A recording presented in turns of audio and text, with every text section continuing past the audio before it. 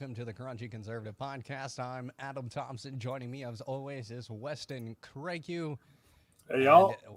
welcome to the Crunchy Conservative Podcast Election Night Special.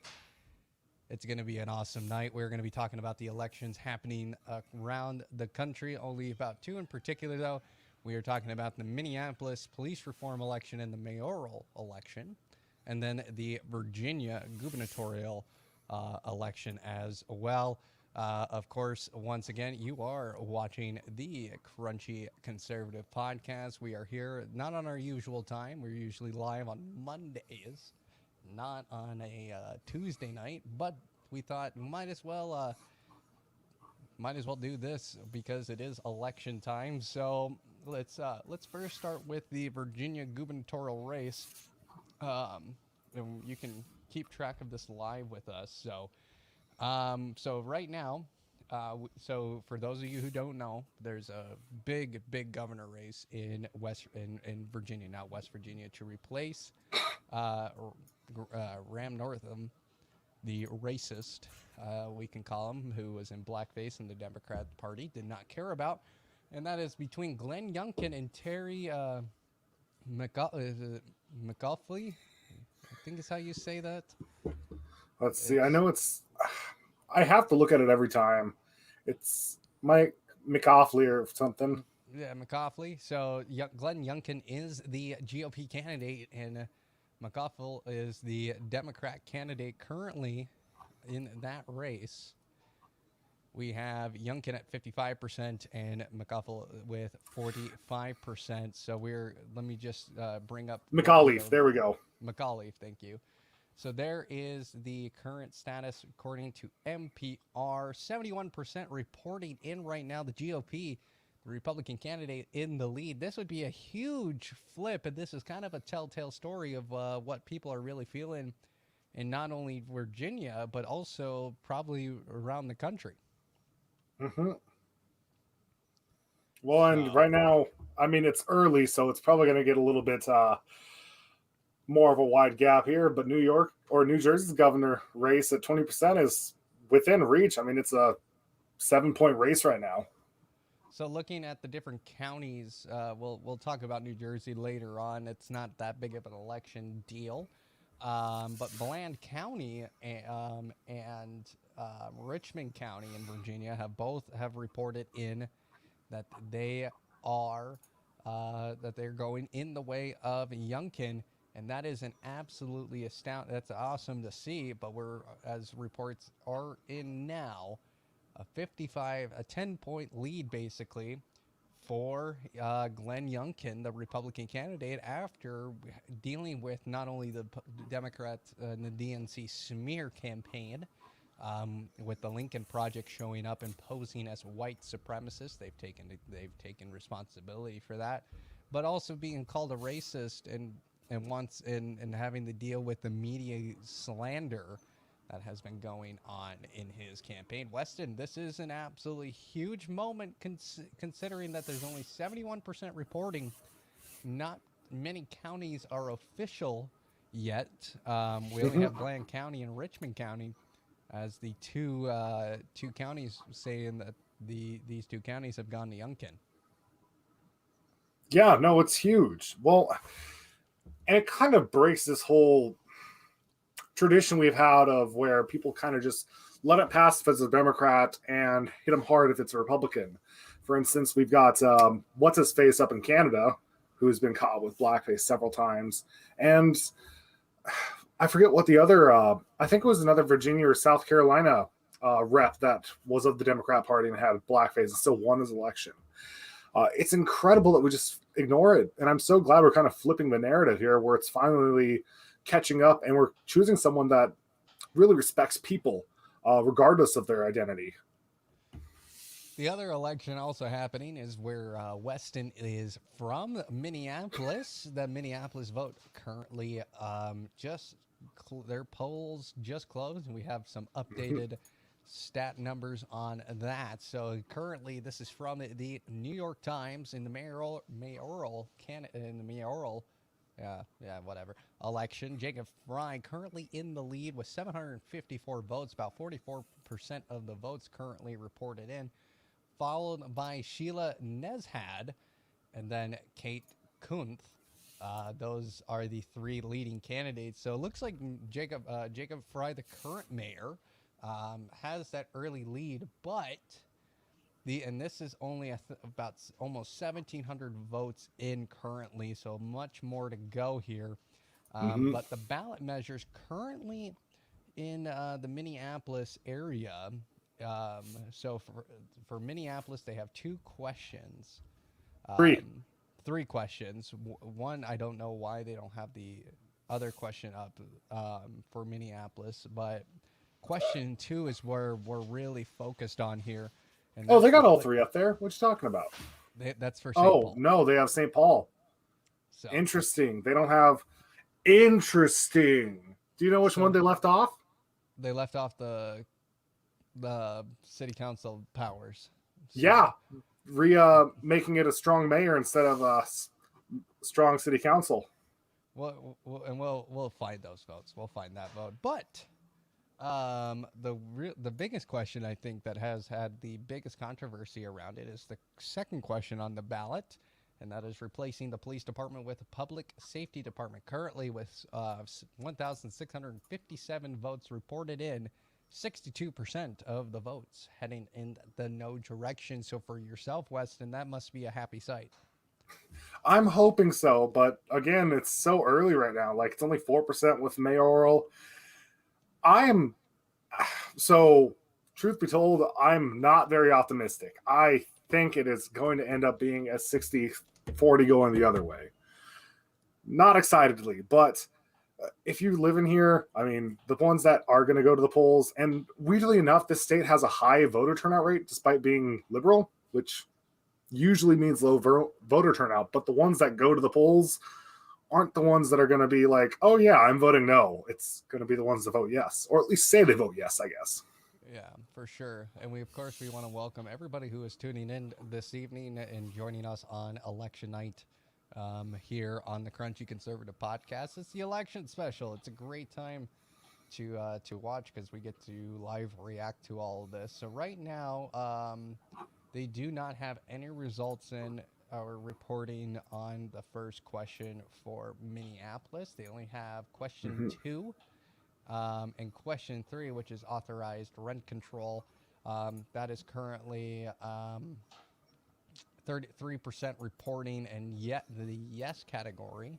This actually does not surprise me considering that it's the Minneapolis area with 52% of the votes with 866 votes voting Mm-hmm. yes, and the no's are 779 votes with 47%. So of the current tally. So once again, these are very early numbers coming on in so far. Taking a look back over at the um, the Virginia gubernatorial election. Um, it's getting closer as now 74% reported in. We'll Mm-hmm. show you these numbers now. So Glenn Youngkin still with that 54, that about a 9-point lead currently in that election. This is an election we'll have to keep our eyes on throughout the evening here on the Crunchy Conservative Podcast. We have Fox News up here. We have Fox 9 in Minneapolis for everybody to see, which we'll switch over to them shortly. I gotta switch over the banner here. Um, here, so much to do still. So, but yeah, basically a 9-point lead for. No, come on, Streamyard, work with me here. Um, Basically a 9-point lead here for the Republican candidate, which I am going to admit that's quite the sight to see here.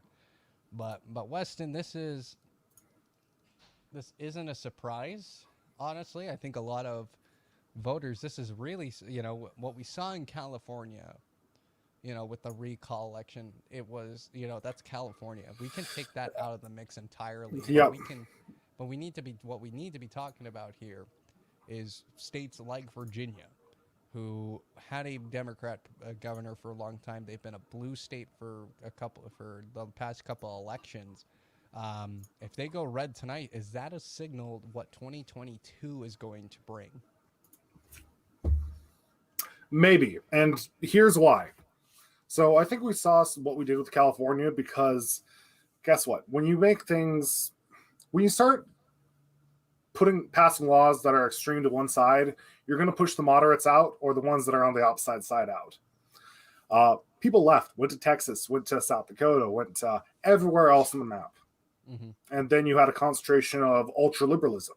We're even seeing that here in Minneapolis with last year's riots and all the push to defund the police and stuff. People exited they had an exodus out of the city. They're pushing people like me who kind of more in the middle out because it's getting so crazy. It's like, what was the stat last week? 423 crimes per square mile? 427 crimes per square 427 mile. crimes per square mile in Minneapolis. And that's not like a super condensed city. Minneapolis is like 50 square miles. It's a big area, and you're still having that concentration of crime per square mile. It's insane. And people are leaving because of it. Oh, especially if tonight's ballot question 2 passes. How many people do you think are really going to stay here if they're not feeling safe anymore because they don't have someone to call for help? I mean, again, it's not like I love the Minneapolis Police Department. I think it's been a terrible one.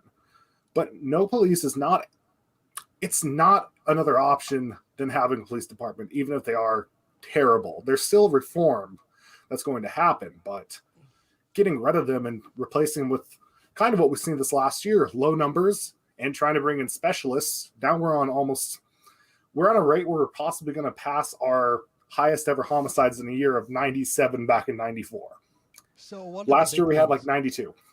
So one of the things I'm really surprised about is how well Jacob Fry, Mayor Fry, is currently doing as an incumbent. Not only as an incumbent, but also with the amount of tragedy that he failed at last year during the protests and all the riots that happened in Minneapolis. The fact that he might survive this election here and not get thrown out of his mayoralship. It's very, I don't know how you feel about Jacob Fry compared to the other candidates, but is that a surprise number to you with only 4% in, of course? Yes, and here's why. So first, let me explain. Minneapolis is a ranked choice. Actually, Minnesota in general is a ranked choice state. So we have basically to choose between our 3 top candidates, and it works that if one doesn't get the mass or the majority of the votes, the bottom one is cut out until finally they got someone over 50%. But Fry having this much support, especially after getting lambasted last year with not supporting defund, he stuck by his laurels, and that's personally why I voted for him for my second choice. I like crazy people, so I voted for Laverne Turner for my first choice. Let's go.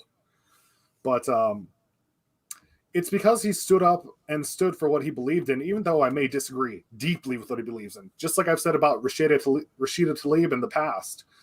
At least I can trust what they're saying. And I think other people are seeing that too, and that's why he's getting the support.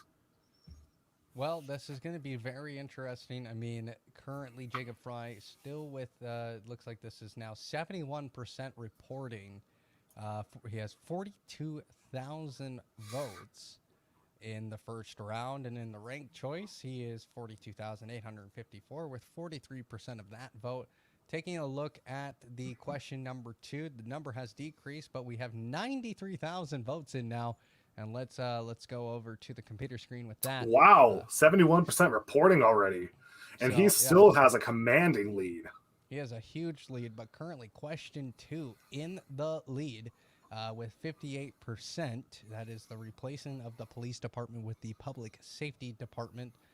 So 58% of the voters saying no, with 93,000 voting. What has been the vote? You know, as a person who has lived in Minneapolis, Weston, what is this a 90? Is this number gonna go up significantly still, or are we gonna or is that no number going to go down considering what has happened in the past year? If I had a great answer to that, I would not be as cautiously optimistic as I am. I wonder if they've added the early vote totals yet, because I know that they said about a tenth of expected votes were cast early, or even an upwards of a fifth of early votes, or people voted early for the total amount. I think there's still a chance it loses, but at this point, I was maybe being a little bit of a Debbie Downer. If it loses, it's going to lose by a percent or two. But if it wins, it's going to be by a percent or two, it looks like. So right now, currently question one, still not having any reports, which is very interesting to see. See if you can find out that, Weston, since you can do that, and I'll talk a little bit here about Minneapolis. So last week we discussed the crime statistics in the Minneapolis area, and I'll actually bring up those crime statistics for everybody to see, because this is I want to reiterate this fact, because this is something that I think a lot of people don't realize of why the police department can be super significant. Are we down on YouTube? Are we down on YouTube? No, we're good. We're good. Okay. All right, so this is the current crime statistics. Crime index says it's 3. 100 is the safest, so it's safer than 3% of U.S. cities. Currently, right now, your chances of being a victim of a violent crime is in Minneapolis is 1 in 105, and then of a property crime, 1 in 21. Mm-hmm. And that square mile, here's the square mileage once again for everybody to see. This is from neighborhoodscout.com. This is a great website for crime statistics. So Minneapolis crimes per square mile, 427, as we have discussed. So that is what is being reported on neighborhoodscout.com, which that's just an incredibly high number for sure. Okay, so I got numbers for question one. Okay. So this is a divisive election. It is going to come down to the wire. So it's 54% voting yes, the mayor should have stronger authority, and 46% saying no. Ooh. Everything besides the mayor. Well, I mean, So at the moment, Fry's not guaranteed to win. I know it says 44%, but they're going to nix off write-ins, first choice, then Troy, Paul Johnson, et cetera, until someone crests the 50% mark. So it's slim, but there's still a chance he loses. I don't think it's going to happen, but there's still a chance. There still can be a high chance here. Although the thing that shocks me is that this is supposed to be a close race altogether, and the other two were like basically split the other 40%. Mm-hmm. So interesting. Well, we'll keep our eyes on that. So let's go ahead and let's talk about things that happened this week, Weston. I'm going to start off with a funny one. I'm sorry I'm going to have to do this, but hashtag Biden poopy pants has trended across the country. Rumor was, this was from a verified social media account in the Vatican City, when President Joe Biden met with Pope Francis in Rome. The rumor, this is all rumor. This is nothing verifiable or anything, but the rumor was that Biden had a bathroom incident that caused him to be late for his meeting with the Pope. Now the question is, did he pull Lamar Jackson? Well, here's the thing. You are never supposed to be late meeting the Pope. That is an actual rule. You can actually look this up. One of the many rules, especially when dealing with the Pope, is to never be late. It is, you are there at your said time, and everything, and you weren't supposed to leave at said time. If you are late, it's actually a sign of disrespect to the Pope. And obviously, the United States very, very poor about this, considering that Joe Biden is a Catholic. He should know this rule. Hmm. Having a poop situation, so hashtag poop gate. um, God, today, I was watching a Matt Walsh video today about it. Oh my God. Poopgate. Um, Poopgate.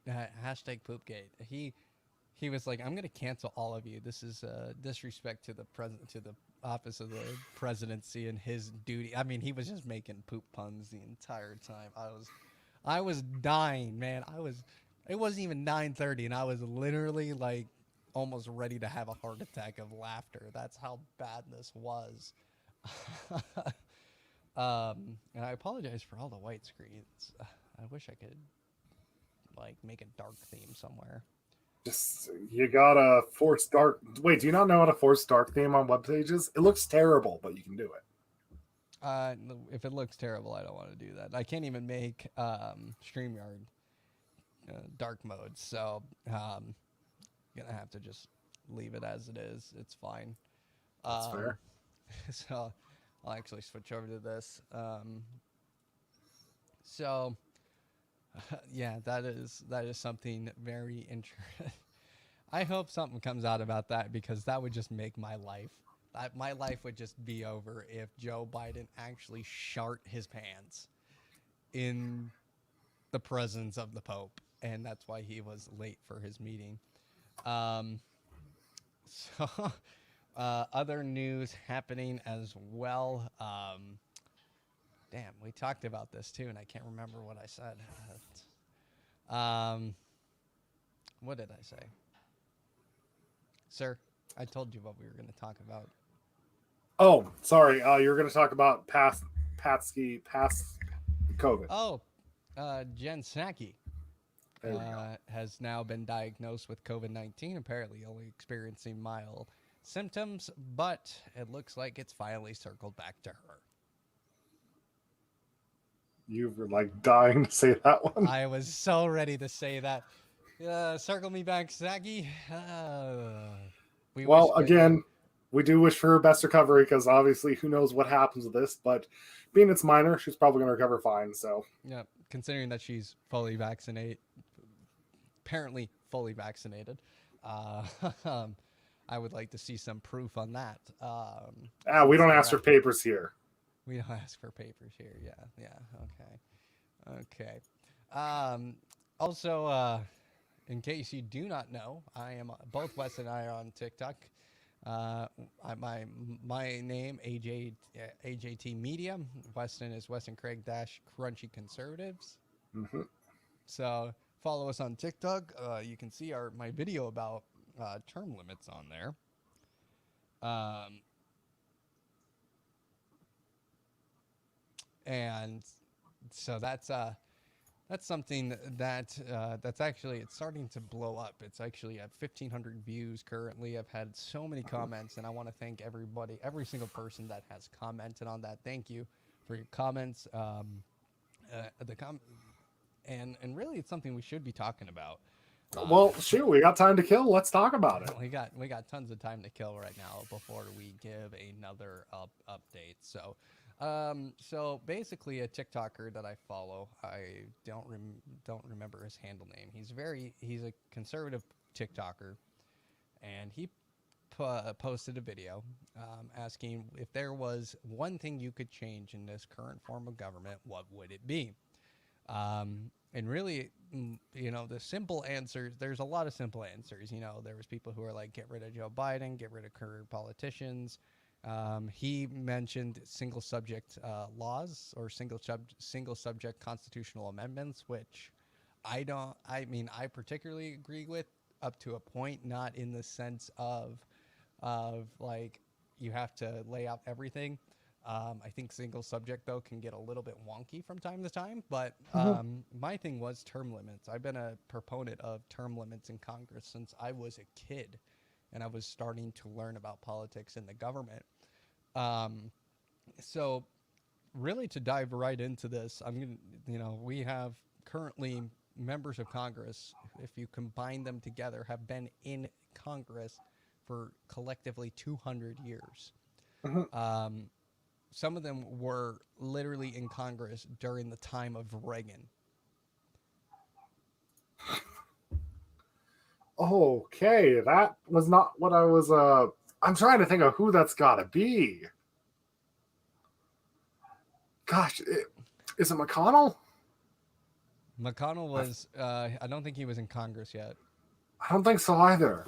Dianne Feinstein. Oh gosh. She is one of Yeah, the you know what? That makes sense. Yeah, she is one of the members of Congress that has been in since the Reagan period, and that was back in the late 70s, early 80s. That just should tell you that these people have way too much power. And when it comes right down to it, what does term limits really look like? In my opinion, term limits look like this: 8 years, that's it. You follow the same exact rules as the executive branch, and you are treated as such. Because in all honesty, it takes 8 years to really make change and make really some good progress. And if your ideas don't work for 8 years, well, too bad. So sad. You're done. I mean, we should not, because here's what happens. We say these things that we need to get rid of the career politicians like Nancy Pelosi, Chuck Schumer, Mitch McConnell, John Thune, Mike Rounds, Murkowski, Dianne Feinstein. Well, I think Rounds is the first time senator. He's a career politician. He was a He governor is, but I think this is the first time nationally, besides nationally. Goober. Well, he's been reelected twice.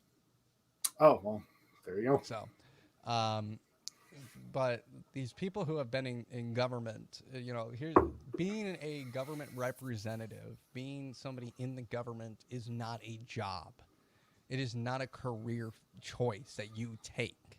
It is a public service to not to your community, to the country, to the states. It's that kind of ordeal. And when you abuse that power, like John Thune, like Mitch McConnell, like Dianne Feinstein, Chuck Schumer, Bernie Sanders, you lose sight of what you represent, because then it becomes establishment parties and establishment politics, because in the end they're going to cover for each other, and they Mhm. won't care about the people. It's being reported, this was reported a couple of years ago after the 2016 election and the 2018 election. Senator John Thune has the single biggest war chest in Washington. Now, what is a war chest, you ask? That is the money that he can use for elections.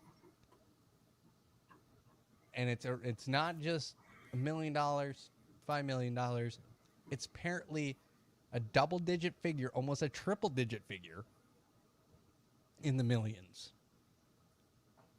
That's insane, especially for a That's South insanity. Dakotan. Yeah. Like, who's he running against?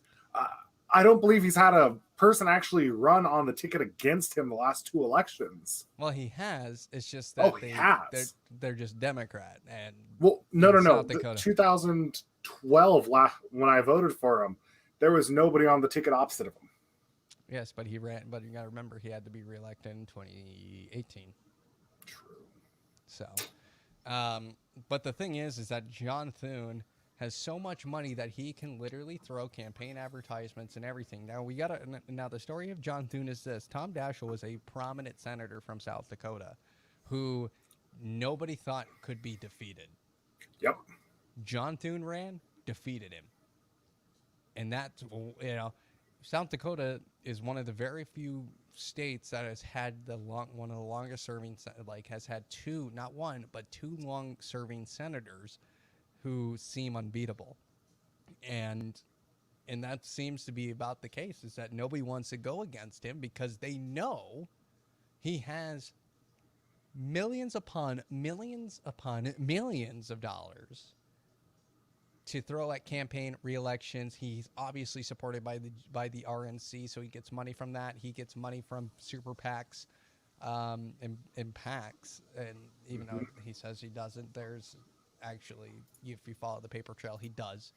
Um, that that should concern people, and I wonder who's the biggest Democrat. And I'm guessing it's Nancy Pelosi, and there's some actual legal issues with Nancy Pelosi, how she's been investing in stocks and Yep. using insider information to invest in said stocks. That might come back to bite her in the ass later down the road. But Nancy Pelosi's, again, she's been in Congress since before Bill Clinton was elected. Um, and that was and actually before Bush was elected. Yep. Let's circle back to this whole stock thing. Sorry.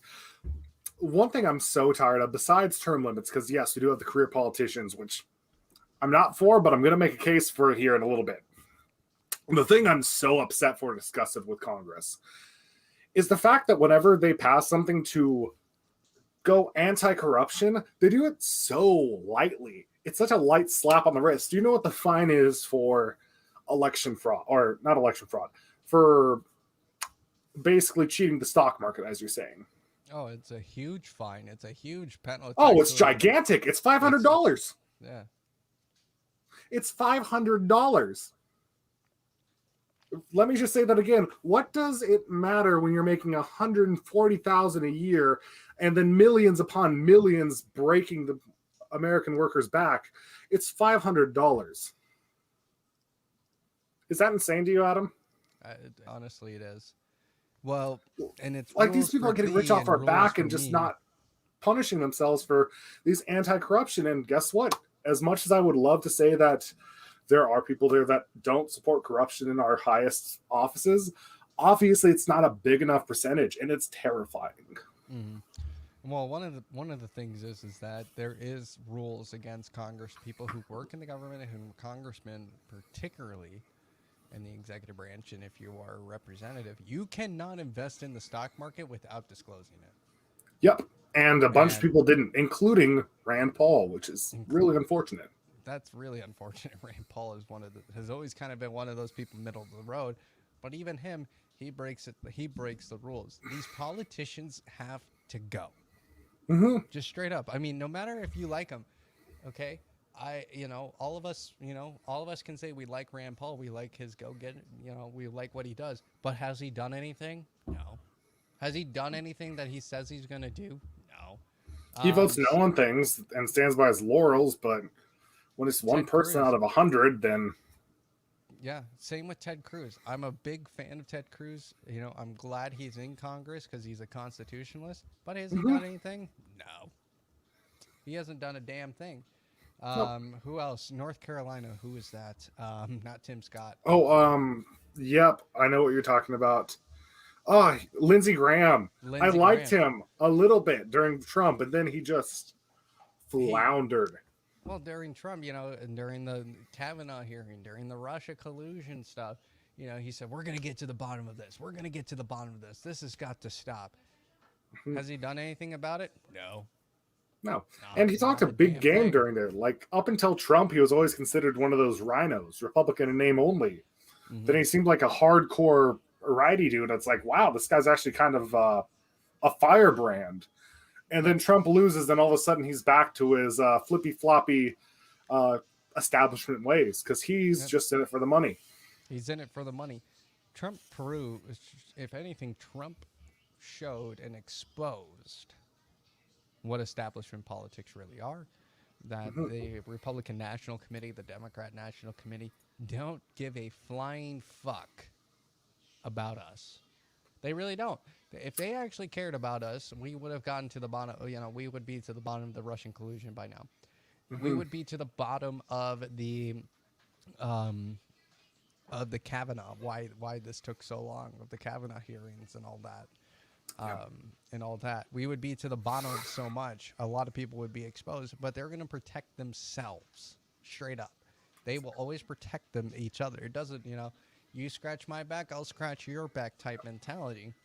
And that is a very scary mentality. We can say that it's one side or the other, but it's really on both sides where establishment politics is taken over. And Bernie Sanders is just as guilty of this, okay? Hmm. All you socialists out there and all you people who are in so love and with Bernie, he doesn't give a flying fuck about you. Buy his book, make him more money. He doesn't care. As soon as he Straight became up. a millionaire, he dropped it from his talks. This is true. As soon as he started making more money and making millions of dollars just with book deals and being a senator and all that, that whole we need to tax the 1%, and he sold out in the 2016 election. Um, Absolutely. like there was proof that he was screwed in that.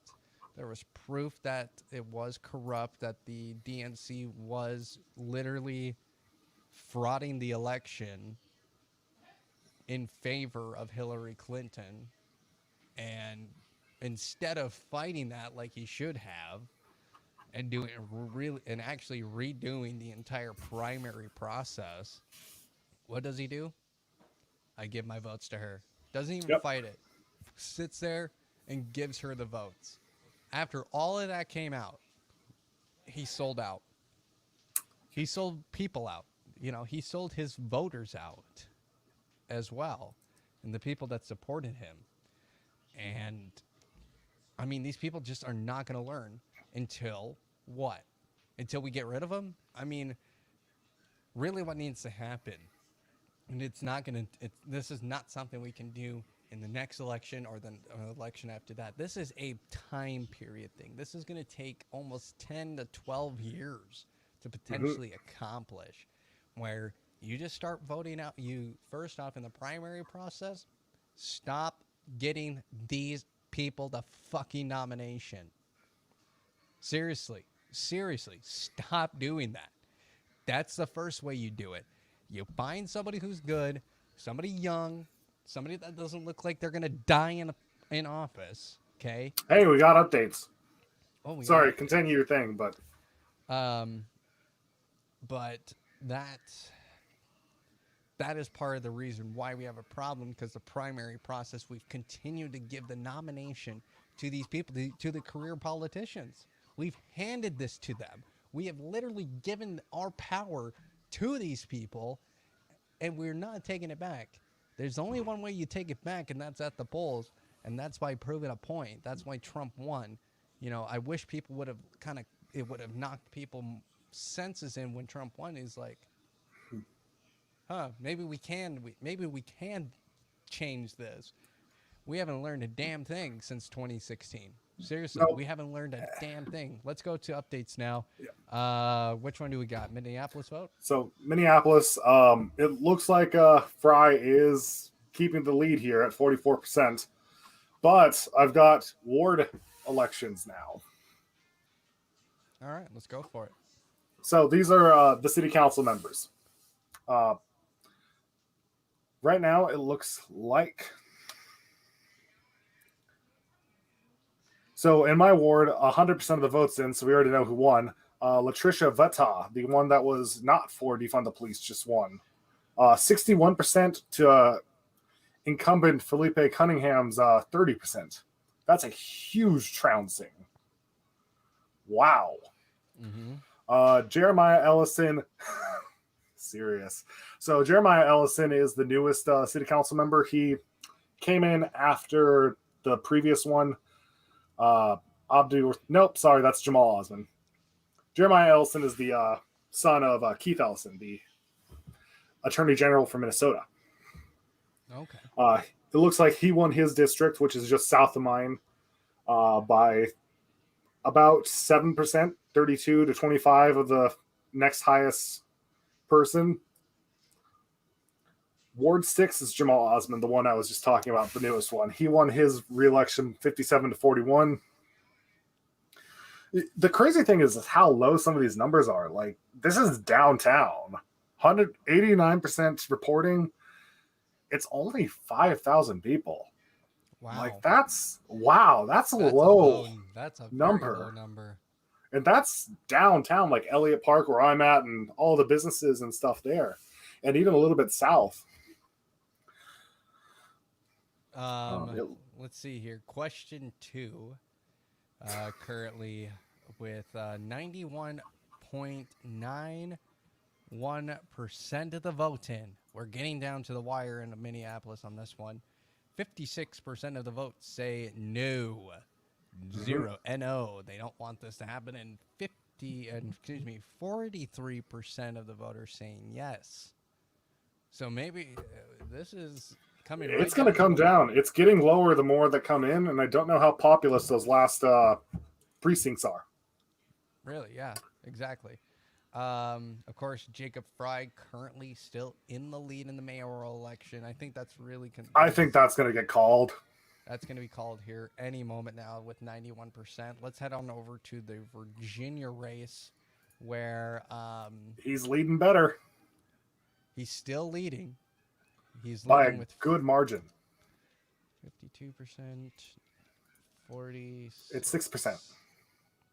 6% of the vote. Well, excuse me. This is with 82% vote in at Virginia governor race. Youngkin in the lead with almost 53% of the vote. And Terry McAuliffe, or McAuliffe. McAuliffe, excuse me, with only 46.4%. And Princess Blanding coming in at a far third at 0.7% of the vote. Real vote splitter right there. Ross Perot material, if you ask me. We don't talk about that. So we might have an entire party change. That's crazy. In Virginia. Yep. That's actually shocking.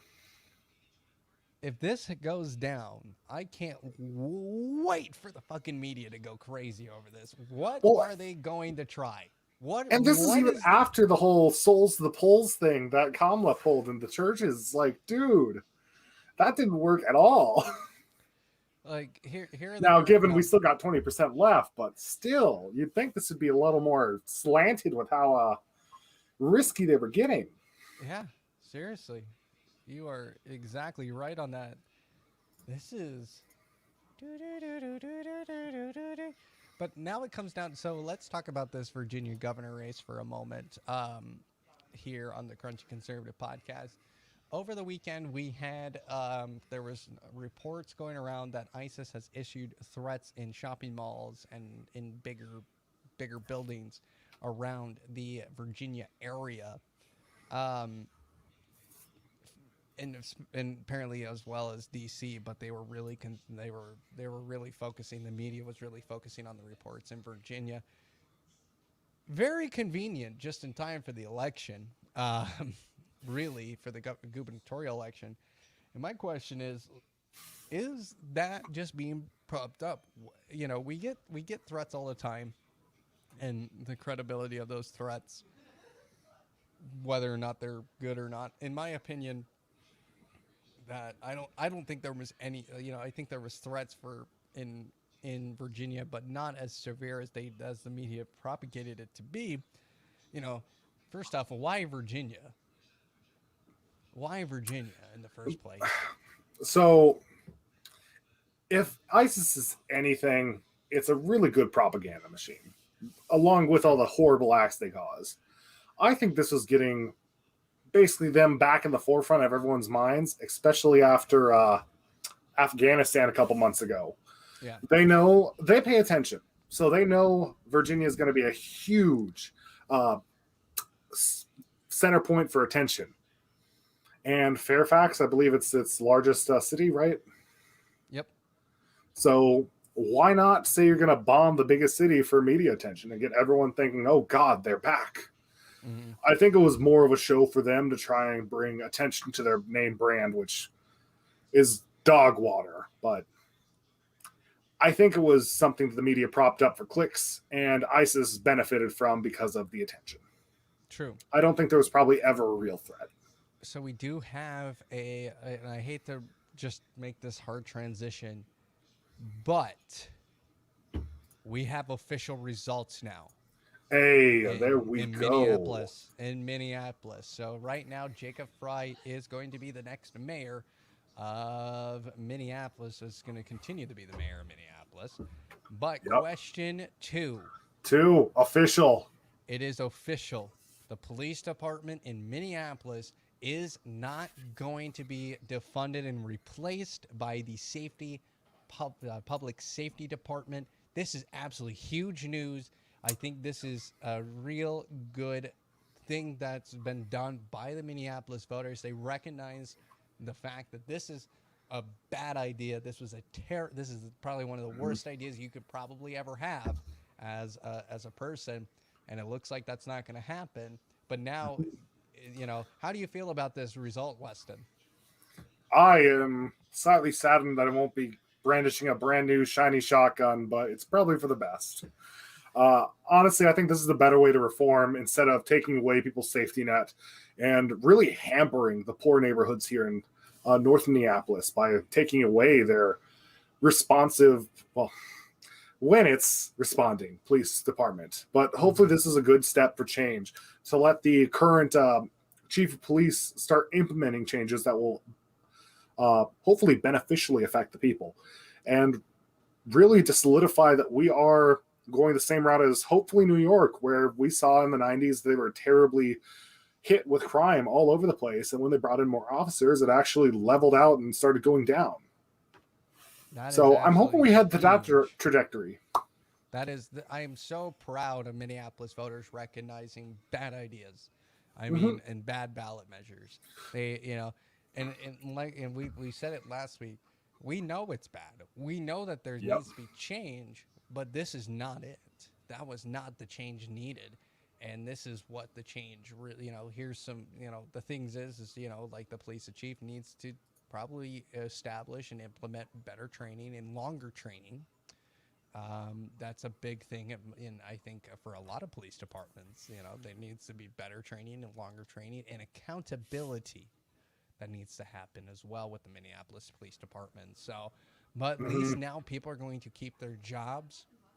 So that is a huge stepping stone for Minneapolis. It's going to get very interesting to see what the next steps are going to be with this, considering what is question one on right now? Where are we at? So question one's actually winning. The only one that's passing right now is question one, which is basically making the mayor strong and the city council weak, like most other cities across America. So basically how it works right now for explanation is kind of like the House and more like the Senate and the president, where the Senate passes laws and can enforce them, and the president signs off, along with being able to enact executive orders. And then they have veto power, but the Senate can override. That's kind of what Minneapolis City Council is, except the mayor can pass laws too. So, So that is absolutely huge news. I'm so happy about this now. This night is turning out to be a great night. But now, here's something interesting. I'm going through and checking the election results with the city council. It's obvious people don't like them because they voted to take power away from them. But there's a good amount that are looking to get reelected, which is shocking. Like, let's see, Ward 1, Kevin Reich is close. He's probably going to lose. But Ward 2, Cam Gordon is like neck and neck with his top competitor, Robin Warblock. Interesting. Once you get past 4, it kind of just starts becoming incumbent wins. This is interesting. Including Andrea Jenkins, which is shocking. She's probably my least liked one. And she's winning 85-15 right now. Looking over now again at Virginia, we're showing currently Glenn Youngkin with the lead with 52.8%. That number has gone down at least by a 0.1 percentage point. With 83% in. This is going to go long into the night. I mean, both candidates now, there's about a total of just right over 1,600,000 voters, 700,000 voters. So, who have voted in this election. That's quite a significant number, in my opinion. 2 million just for one state. Especially an off-year gubernatorial. Yeah, an off-year gubernatorial election. Um, again, Youngkin still in the lead. What the hell is this reporter on my screen right now at Fox 9 wearing a damn mask? What the hell? Welcome to Minneapolis. What the hell? That needs to be next on the ballot issue. Get rid of these damn fucking masks, I swear. Like, where Well, is there's no mandate here. They just, I'm guessing it's company policy or personal choice. what the fuck? I mean, it's a white mask too, and a white mask on this guy just does not look good. Like, I'm gonna be honest, from a television producer standpoint, I would have told him, can you at least wear a black mask or Well, something imagine that if you get just any is. like snot or something coming out, it's just gonna show. But oh I'm my sorry. god, good thing our president didn't wear white pants at the Vatican.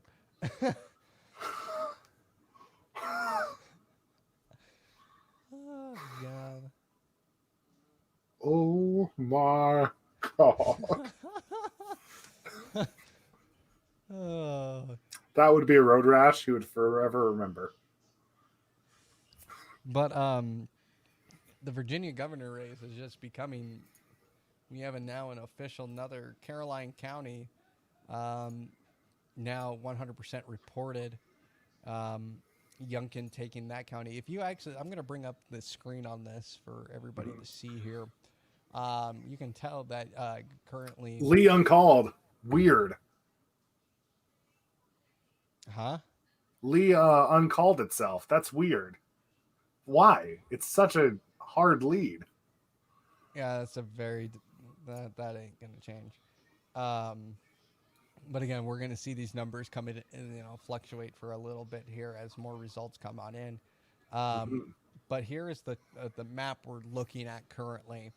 Um, these smaller like uh, cities. So like here we go. Oh, Yeah, Fairfax just got called. that doesn't surprise me. Fairfax is more of that liberal district, more of a bigger area, high population density. Just alone there, 1 million people, Mhm. 145,000 people live in that county. Um, but around the rest of the state, I mean, look at all this red here. This is a good sign for Youngkin, in my opinion. And honestly, this is going to be something I think for probably people who live in bigger states like Oregon, California, um, New York, for example. Many. Well, I would Go pump ahead. the brakes there because it looks like they have the same thing like a lot of southern states where there's a lot of population spread out across the entire state. Yeah, Versus here, where 5/8 of Minnesotans live in the Twin Cities area. Roanoke City currently going in the way of of of That's Roanoke.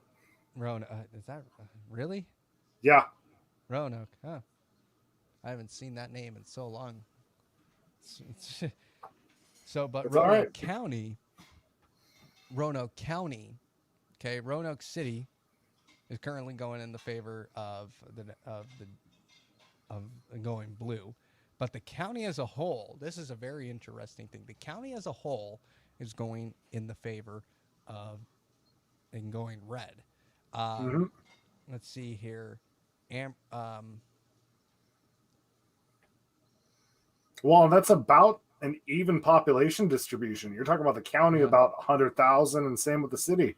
yeah, and that's by Salem City. Just Mm-hmm. so we have little geographical or little geographical location for everybody. Um, so that should be. This is getting interesting. I mean, here in the I north, didn't think it was going to be this big of a lead this late. Like, I'm surprised. yeah, I'm very surprised too. Currently, 52.5% for Glenn Youngkin. It's getting eaten a little bit, but not much. It's not the significant number for Terry McAuliffe to take the win. Honestly, Mm-hmm. um, I He's think the very much Democrats. still in play. It's not like we're saying he's out of it. He's not out of it, but he's if that number hits 90% reporting in, and there's still about 52% of the vote still in favor of Youngkin, it's But that's almost going to be the ding ding ding right there. do you think this is going to be like the election with Georgia, where it was like, I guess even no, Virginia didn't have to wait to be called. Do you think this is going to go to like Tuesday next week? No, no, Virginia's been one of those has always been one of those states that's always been very good in staying on top of their election results. Like they're one of the very few bigger populated states that have had no voting issues, and there has been really no voting issues today. I kept my eyes on Twitter throughout the day to see if there was any machines going down, any voting polls that were having struggles, and it didn't look like there was many struggles that were happening. And so, and that's really a shout out to the election officials and the people who actually work behind the scenes on election day, doing a good job keeping things organized, keeping things rolling. So, but this is going to go, but it could go into tomorrow possibly. Maybe. That's one of the things in the counting, especially in an election so tight like this. I mean, I'm all for the best possible way. I'm not about the fastest. I want it done the best way. I want to make sure it's clear. Like, we've double checked the counts, everything is checked off. We've done this, we've done this, we've done this. Taking the time to do it right the first time, instead of having what we had in 2020 and what we had in 2018 and what we had in 2016, where we had elections going almost a week past the actual date. I mean, I'm all for that. I think that actually will help our elections. That should help the integrity of our elections. And YouTube's probably going to get us, flag us. We're not claiming anything here. We're just saying why we like this quicker reporting. I mean, hell, so if we're not going to get like something, they'll flag you on it. No. The thing is, when you let something linger for that long, you're going to get people accusing things of being done in the secret and in the shadows. When you're getting it done the same night, you kind of nix most of that guesswork, or even to really that changed. Interesting. Alleviating people's concerns about something getting slipped in there last minute. Mm-hmm. But this just interesting. Rent control in Minneapolis just flipped to majority yes at the moment. It's still not called. There's 136 precincts reporting, but it is 53-47, leading by about 6,000 votes. Literally, closer to 8,000 actually. According to Fox 9, only 1% of the vote reporting in. That's okay. They'll find the other 90. St. Paul's got some freaking problems. If they only got 1% voted or recorded in, they got some. I think their polls close later. Oh, that's probably it. What else? What else has happened this week, Weston? I mean, I know sports news. That's always fun. Nobody wants to talk about sports, okay? Screw the NFL. The NFL can go jump itself in a river. We did have our 80th or 79th, depending on who you get your statistics from, murder in Minneapolis. We're still en route to 97 this year. Halloween Day shooting, just bang bang. From everything, it sounds like they knew each other, but seriously, this is getting crazy. This is getting out of control, Weston. It's been out of control, and they're not doing anything about it. Like, at least we can now fully commit to abiding by the dang lawsuit the city lost to reinstate police numbers. So hopefully that helps.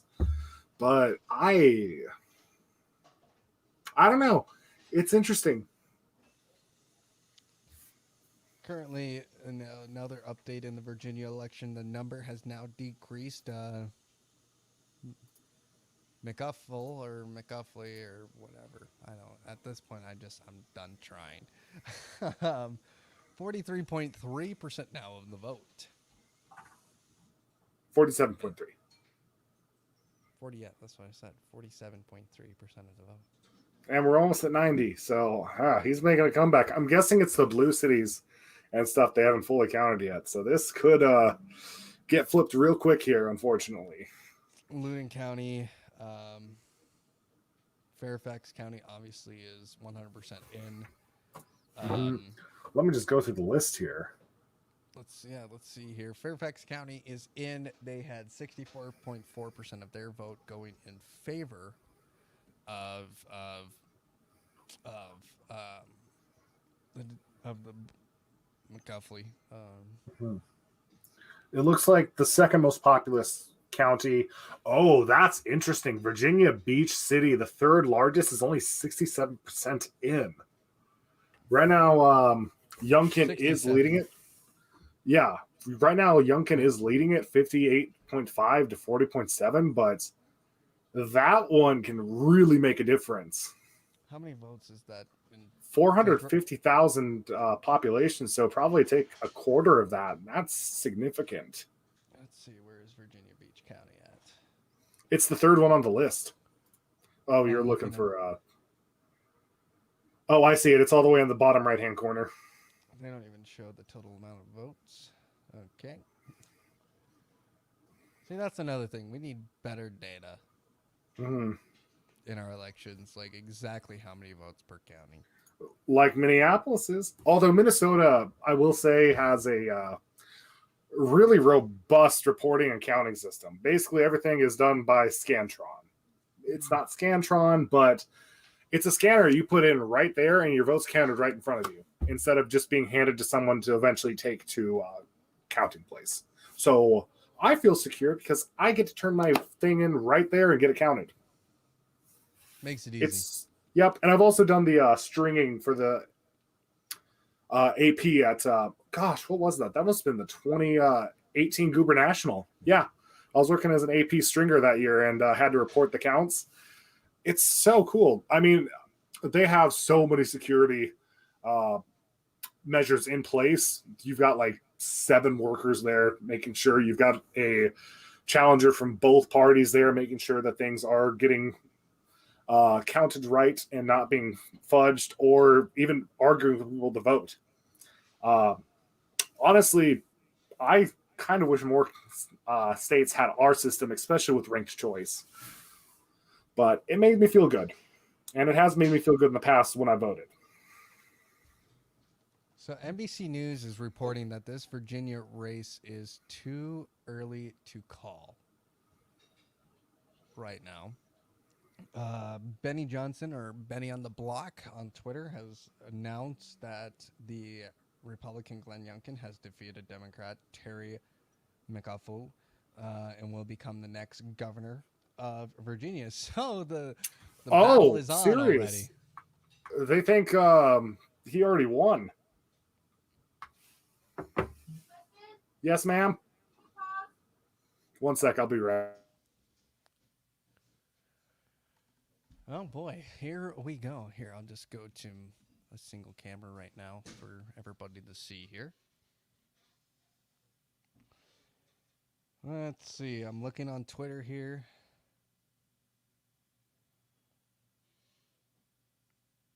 In New Jersey, Jack Cattarelli is currently in the lead with 50% of the vote, and Philip Murphy, the Democrat, is currently with 48%. So that is coming down the wire to the wire as well. Let's see here. Eric Adams has been elected as New York City mayor. That is that race. So I think that's a Democrat as well as the D next to their name. Let's see, Virginia election 2021. Let's see what reports are saying.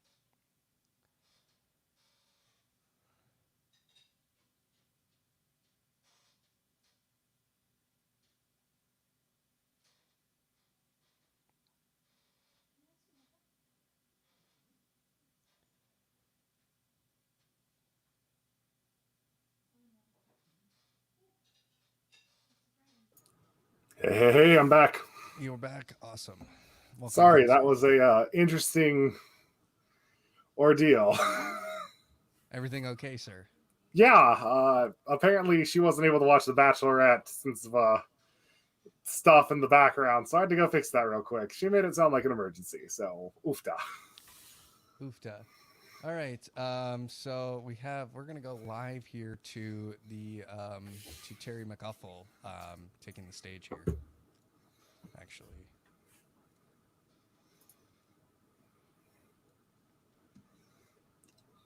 That is brave of him to step up before or as he's losing.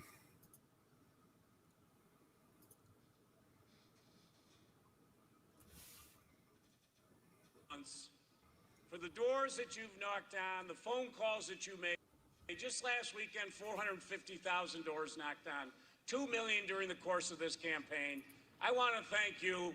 The McAuliffe family loves each and every one of you. Okay. Thank you for what you've done for this campaign. And I want to thank my campaign staff.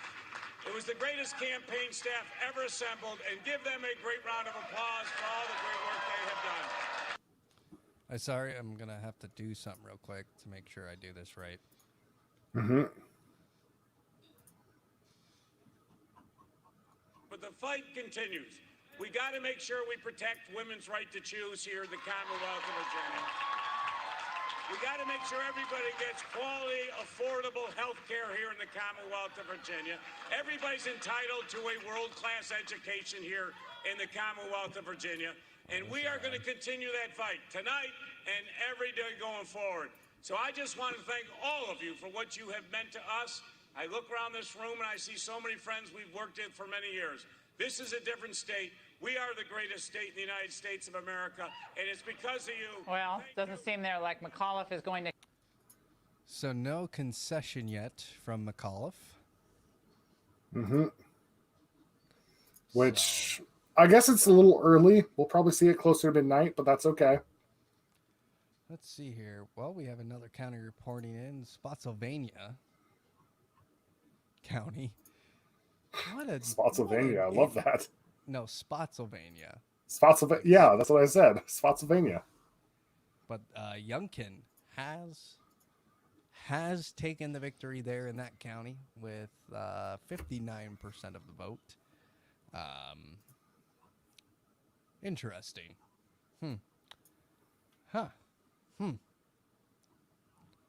We're seeing a lot of, I think, in my opinion, I really think that. Hold on, we're not going to share that just yet. I think Youngkin's got this.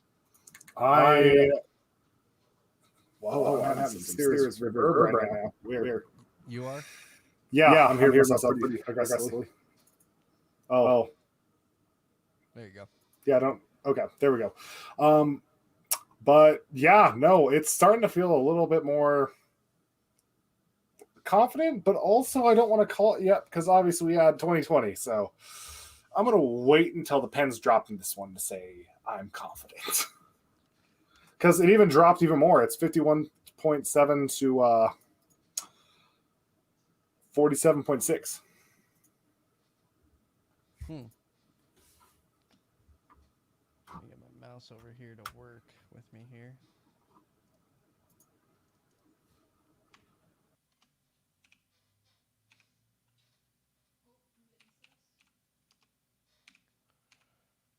Let's see.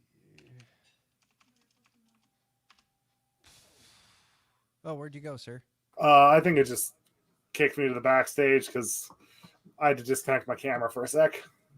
How dare you? I know, it froze, and I'm like, you jerk. I gotta pull up our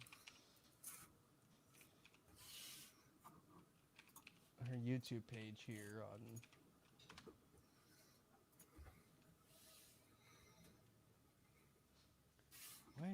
Why is my mouse having problems on my other computer right now? This is so fun.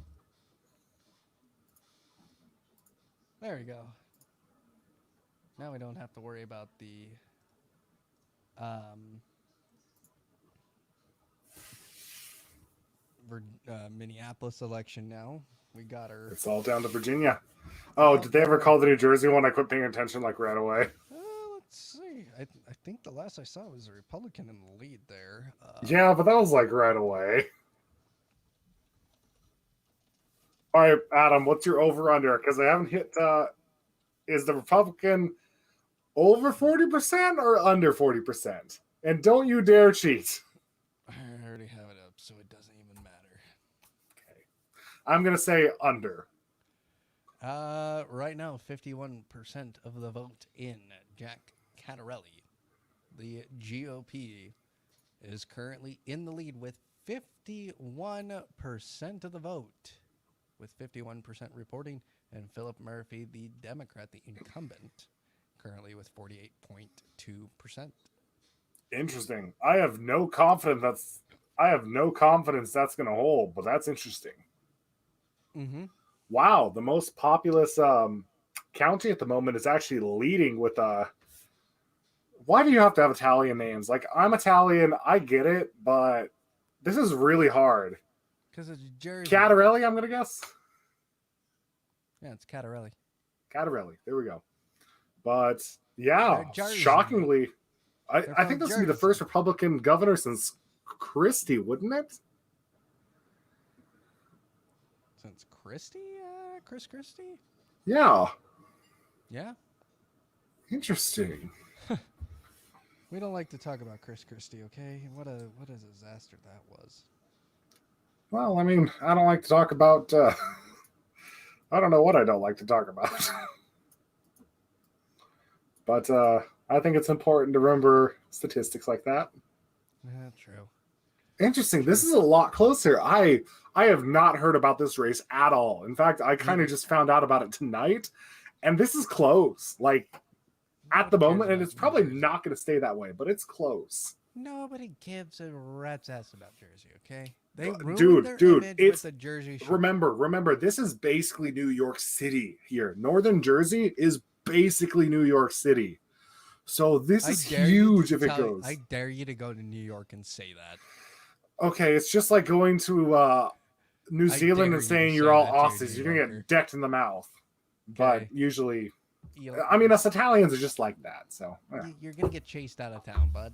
If you yes, but the thing is that not true, though? I mean, shoot, Bergen County, which is just right off of Long Island, is still leading on Cattarelli, which is insane. Almost 1 million people in that county, and it's leading Republican at the moment. Currently, the headline on Fox News, Virginia voters message to Democrats, leave our kids alone. I don't know if that's really what that says when it's divided in half like that. If it was a menacing lead, like 60-30 or something like that, sure. But 51.7 to 47.6 seems a bit cautiously optimistic to start saying that already. Just in my personal thought, I am not confident about it at all. But maybe I'm wrong. Who knows what's going on? Let's check the Twitter universe. Do you want to get eye cancer? Yes. Okay. I consume it every day. Same. It's bad. There is. So, where is this from? Fox News Decision Desk headquarters has predicted Glenn Youngkin to defeat Terry McAuliffe. I mean, these are the people that voted Maricopa County and Arizona like way before everybody else, so maybe they know something we don't about the future. Actually, this is from somebody else. Oh, never mind. This is just Decision Desk HQ, which there's a website you can go to decisiondeskhq.com. Yeah. 350,000 followers on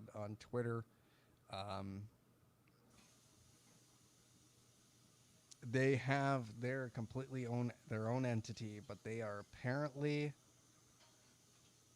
saying that they project Glenn Youngkin as the winner. And this was at 6:41 p.m.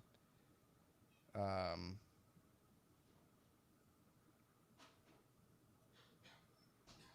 oh, this was an hour ago.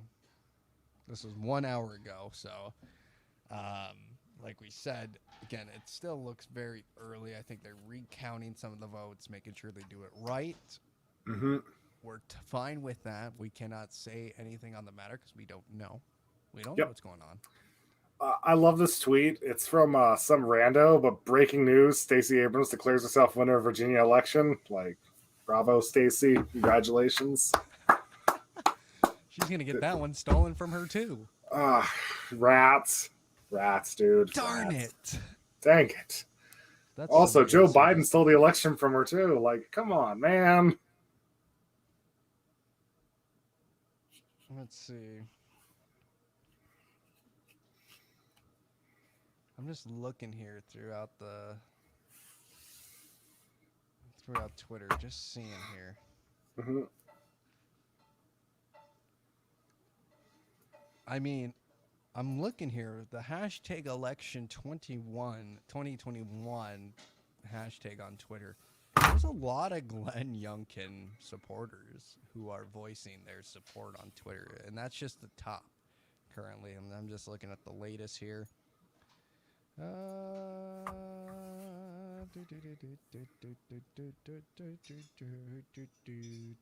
Dang, I almost cast a perfect ballot for my district. Well, technically I did because I didn't vote on number 3, but just look at me go. Look at you go, sir. Look at you go. Let's see. I just got an alert from Fox News. Never mind. No, I did not. But, yeah. This is getting very, very interesting at this point. Not a whole lot is changing in terms of... Now, even more counties, like we saw Fairfax County that said that there was they were 100% in. That county went over to Less than 100%. Now it's but greater than less 99. Greater than 99, but less than 100. What the does that mean? just recount is what it means. A recount. Although, how is that getting recounted? I mean, that's a 64%. Like, that's landslide material in that county. Whatever. What is happening? The world is ending. Oh, another Caroline County uncalled as well. Interesting. Although, remember, these are just the news outlets calling them, so. Trying to get to a different website to give me. I wonder if the AP has anything. I don't trust the AP. I struggle for them, so maybe you shouldn't. I'm joking. The AP's fine. I can't trust something like that. I can't trust it. They suck. Like, they reported the other day, Donald Trump showed up to the Atlanta Braves World Series game against the Houston Astros, and they reported him doing the tomahawk chop and tried to make a controversial issue out of it. Oh, no. Something everybody's doing. Something that everybody was doing in the fucking stadium. How long until the Chiefs, the Blackhawks, the Braves, how long until those teams get canceled? Because here's something interesting. The oh god, what I think it's the Edmonton Eskimos. They did a WT or FT move as well. They were the Eskimo football team for a year before rebranding to a brand new name in the Canadian Football League. I forget what it is, but I didn't know about that, or I think I forgot about it. But yeah, they did it right before Washington did. That's the fucking Canadians, bro. Okay. It's fucking Canadians. It's interesting, but... Okay. if something controversial happens up there, it's either they sweep it under the rug or they fix it right away because that's how they operate. Don't tell that to Prime Minister Trudeau, because that's Trudeau.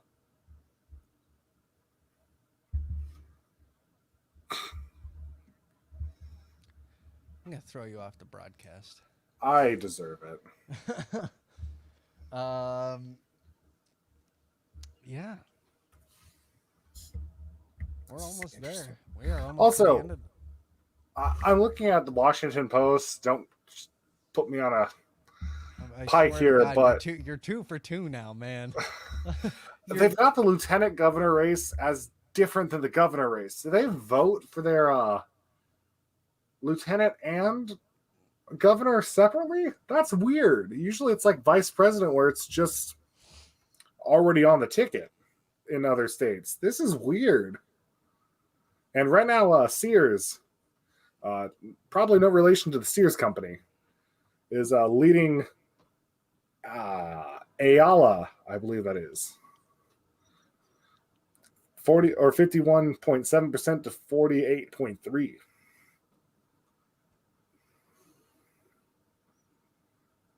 Yeah. Interesting. Well, that should be a tall tale sign then about who's going to be governor. Potentially, yeah. And they're like 91% in at the moment too. And Sears, and this is something interesting. Winsome Sears is the first black woman elected to a statewide office in Virginia. Wait, like that's official? Yeah. Oh, well, there you go. Insider.com delivered a significant victory to Republicans on Tuesday. Dude, this is incredible. Like, the last thing I thought was going to be interesting was a Jersey election. Like, I thought it was just safe blue, but at the moment, it's a toss-up. This is kind of crazy.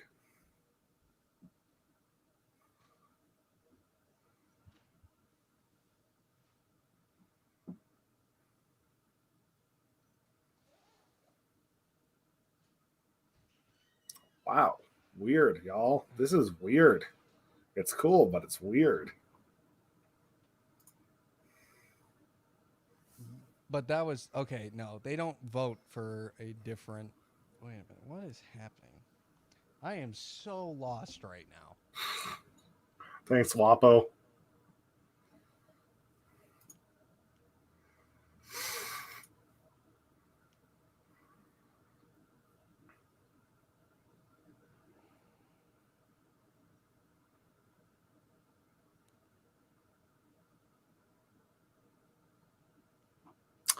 Interesting. I have never heard this before because I don't pay attention to Jersey politics. Shocking in Minnesota. Apparently, if Murphy wins tonight, he'll be the first Democrat governor to be reelected in New Jersey since Brendan Byrne in 1977. That's incredible. Okay. Yeah. Okay. So that's interesting. I'm going to correct you on a few things here. So this is a general election for the lieutenant governor of Virginia happening now. Okay. Winsome Sears, the Republican, versus Hala Ayala. Why do we have to have these difficult of names to say? That's too many vowels and not enough consonants, lady. Do you want to know why? Because we're a kick butt country that accepts people of different regions of the world. It's kind of sick, actually. Imagine, okay, what other country do you get people of this diverse of a culture running for office in such high places? Like, you may not agree with them all the time, but they're able to, and it's cool. I'm just talking about their names, bro. I know, but I mean, that's just a side effect of that. It's cool. But currently 90% voting in, 52.5% for Winsome Sears to become a lieutenant governor of Virginia. First black woman to ever do it. And she's a Republican. So Yep. Democrats, you can kiss my ass. Just in Virginia Beach City called itself 100% in with a 56 lead for Youngkin versus 42.7 from McAuliffe. Interesting.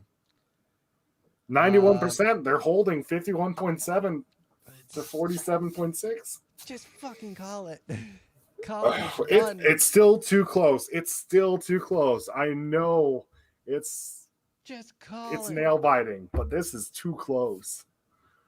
This is incredible. Call it. I'm just saying now, just freaking call it.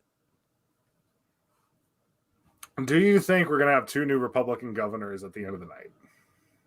100% at this point. It's getting it's getting to that point where I'm like yes. New Jersey's only 50%, 56% in, so that it's still a long way to go. But if the county that is like almost New York is still trending 55% for Cattarelli versus 45 to Murphy, dude, that's incredible. That's almost 1 million people, and it's trending Republican. Wow.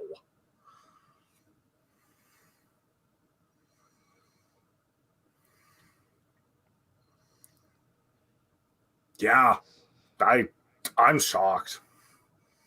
Although there's a couple counties that just have 0% in right now, so maybe it'll change like hardcore, but wow. So one of the things is that this is really starting to show me is that people really don't. People, I think, are having that Biden buyer's remorse. Honestly, I truly think. I think they, for a lot of. Oh, we got a comment. Who said something? Dude, it's too close with Virginia. It's close. Like I said earlier, I'm not confident to call it yet. I know some places are, but I think I actually just said that it's like too close to call. Like, I'm not confident about it at all. Let's see here. Did I not just say that? Yes, you did. Hello, Joshy. Thank you for tuning in. Sorry, I just finally got to your comment here. This is what's being on Fox News right now about New Jersey. These are the counties that are currently reporting in. They've got a way more updated version than I do. Okay, Cattarelli is getting trashed. Huh?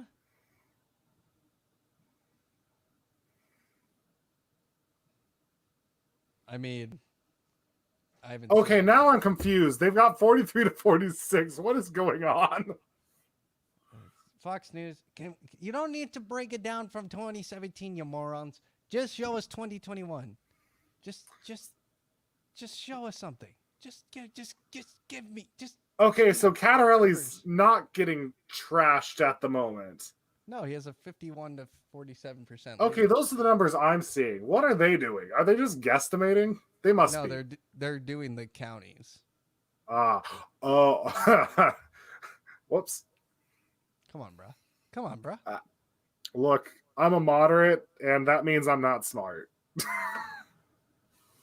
You're the one who said it, not me. Yeah, it happens. But dang, this is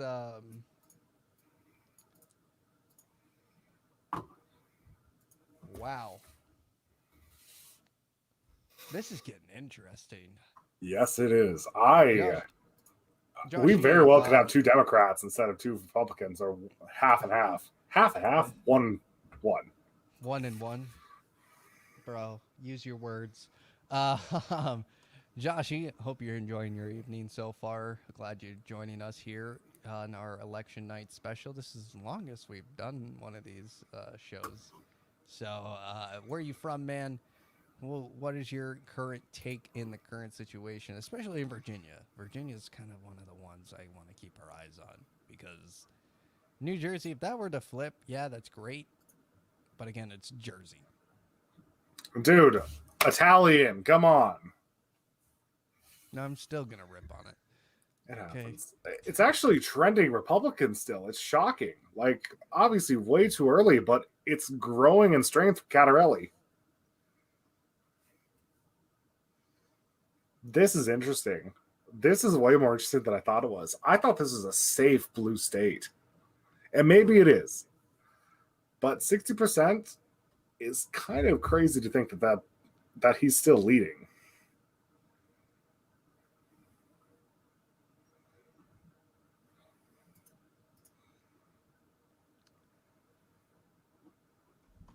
You're under Richmond right now. Okay.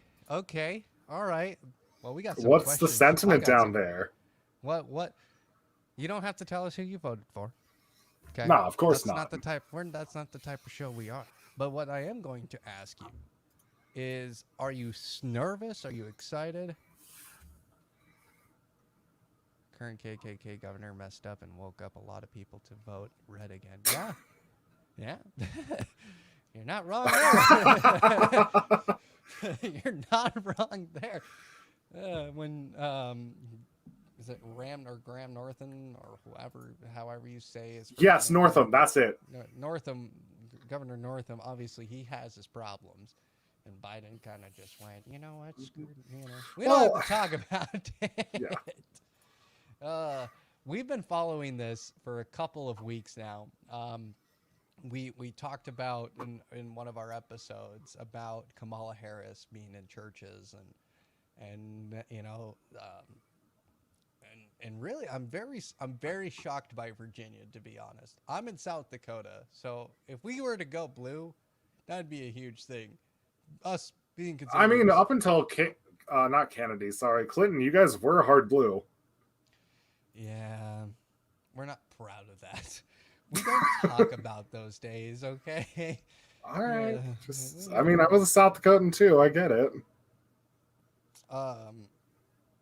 But what is the current outlook for yourself? Are you hoping that that the election goes towards Youngkin? Again, we're not asking you how you voted. If you voted middle of the road and you voted for Princess, hey, you still voted. Thank you.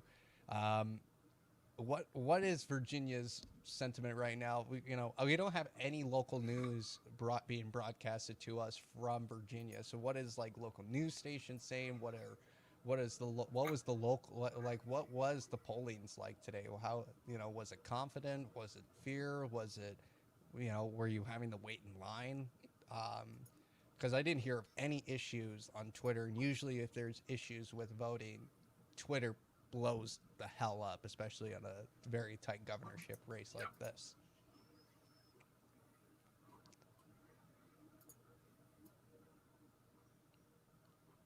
And we'll switch it. I want to switch it back over just so we have somewhat something being aired right now. Youngkin now has a clear advantage in the Virginia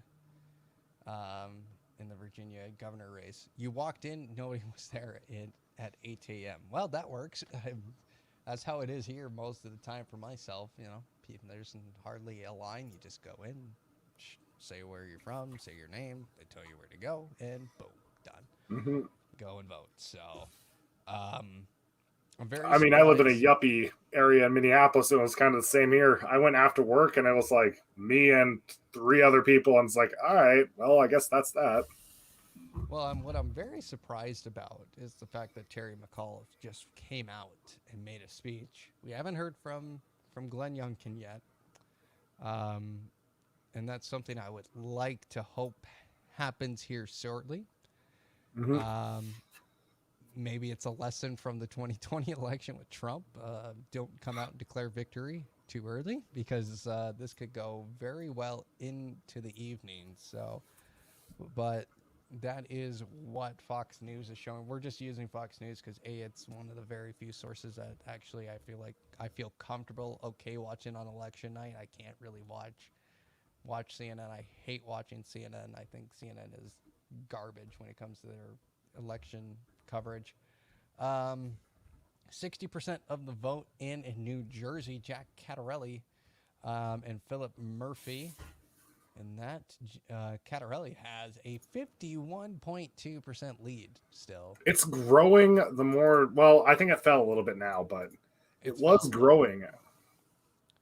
But wow. What is happening? thing is, most Virginians are red. We love our state. In Northern Virginia has been such a big issue with deciding the outcomes of the state for a while now. We are pretty shocked that Youngkin is doing so well. I'm shocked, honestly. I was very concerned with the voter turnout, and it looks like voters have turned out today. Over 2,000,000 700,000 voters so far have turned out to vote. I mean, I'm kind of curious, what was the 2020 election turnout?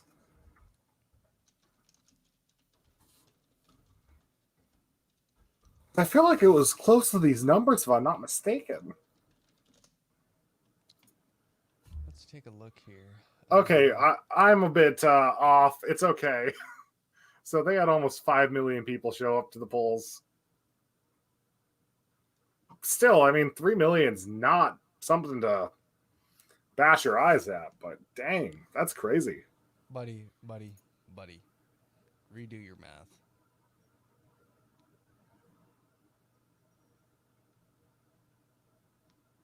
Okay, it was 45 million or 4.5 million, but still.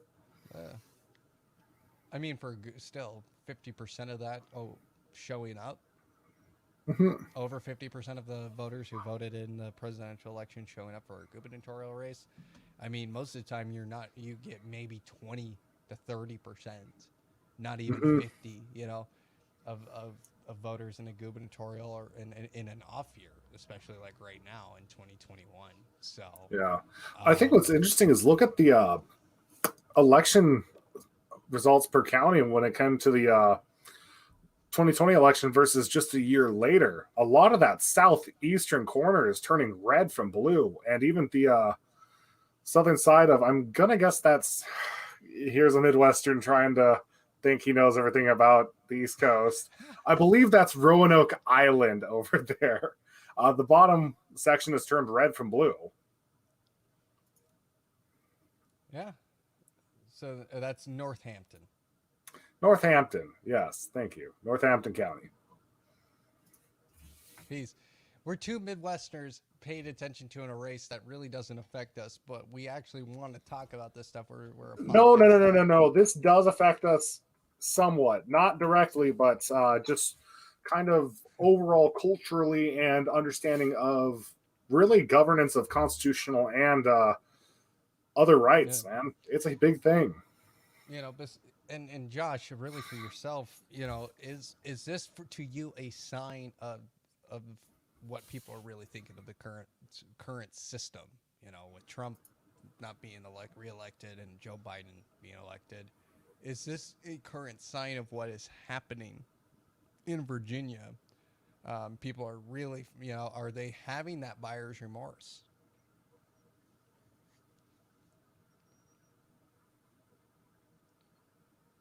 And moments away, apparently Youngkin will be taking a stage. So we will go live to that. Weston, you might want to not say anything because it will echo. So, copy that. But we'll go live to him when he is speaking using the Fox News feed. Will the count go throughout the night, or do you think this is going to be over before we go to bed?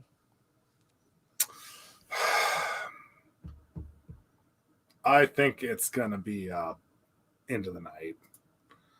Like, I hate saying that, but I think it's going to be into the night. Also, I'm an idiot. That's not an island. That is totally connected to Maryland, and I just made myself a fool. We have actually seen our governor and the president negatively affect us. Affect us. So yeah, it's opened a lot of eyes. Very, very interesting. This is. Are we living in a Twilight Zone, man? Are we living in a freaking Twilight Zone?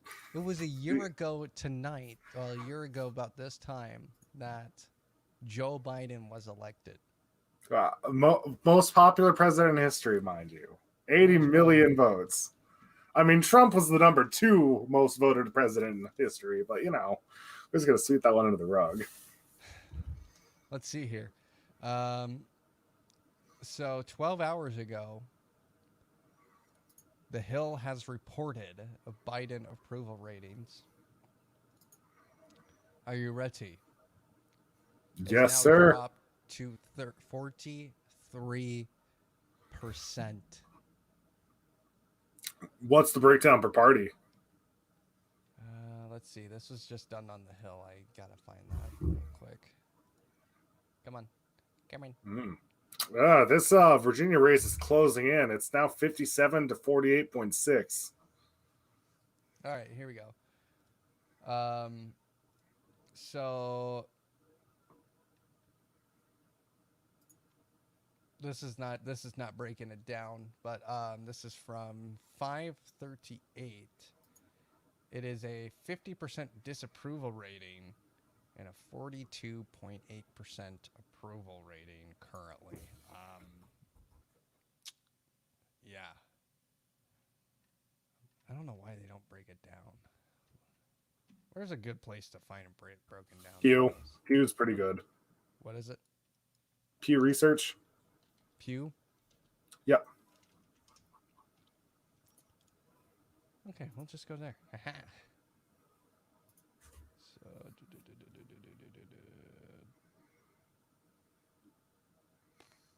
latest job rating. Really, it's not old. Gosh. Okay. Whatever.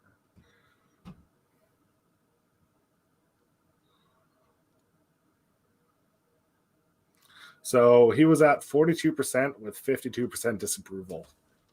October 1st to the 19th. With a 4% approval by Republicans. Wow. 34% down from 61%. That's almost half of his approval from independents. No, he did gain some approval somehow from Democrats from 90 to 92. So I saw a poll on NBC with Chuck Todd, some show with Chuck Todd on it, and they showed the poll numbers of currently of what people thought of between Republicans and Democrats on the economy, inflation, Afghanistan, on just certain topics. And all the topics that they listed, not one single poll had Democrats in the lead. So when it came to inflation, Republicans had like an 18-point lead. When it came to the economy, yeah. Cheers, gentlemen. Josh, have a good night, sir. We will hopefully be celebrating with you here shortly if we can ever find out who won this fucking race. It's getting to that point in that evening for me where I'm just like, bro, just. It may be something that we just come back to and update on TikTok or something. I mean, I'm cool with it either way, but. Ben Shapiro tweeting out an hour ago, condolences to Virginia on becoming radically racist again, according to the media, by electing a black female lieutenant governor and a Cuban American attorney general, rejecting radical establishism. I will be right back. Sorry. Bruh.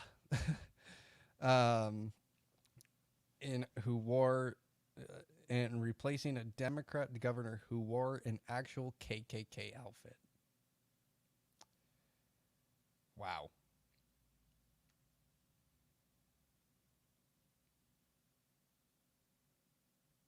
Wow.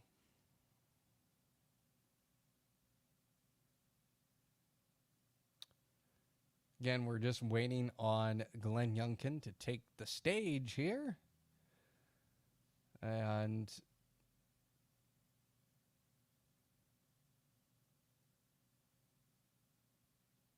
we'll have that here soon.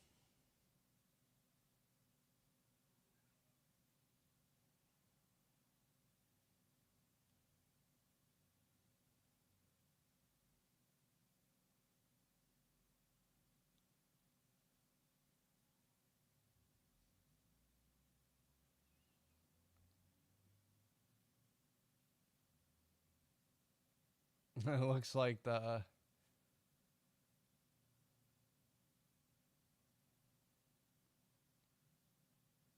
McAuliffe headquarters has basically just ceased to exist at this point. I'll pull this up now. Actually, I want everybody to see this. There we go. Actually, I'll do it like this. Hello, sir. Hello. Welcome back. I try to be fast. My wife fell, so I had to go help that. Thankfully, she's okay though. So, good news. Are we? We'll talk about that later. Your wife fell? Yeah, she's had bad migraines today, so she lost vision and hit the floor. But I got her some medicine. She's in bed. She's good. Okay. All right. Moving on. Currently on Fox News, this is what they're reporting. Youngkin, 57.7% currently of the vote. So that is getting, yeah, that is, it ain't called yet.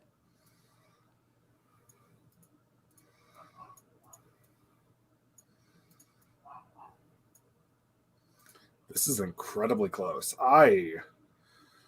Look, the Minnesota or Minneapolis election is music to my ears. The only thing I'm like semi like hesitant on is the well, obviously the wards elsewhere. I'm like, oh, but my ward went the way I wanted it to. Mayor went, I mean, the lesser of three evils.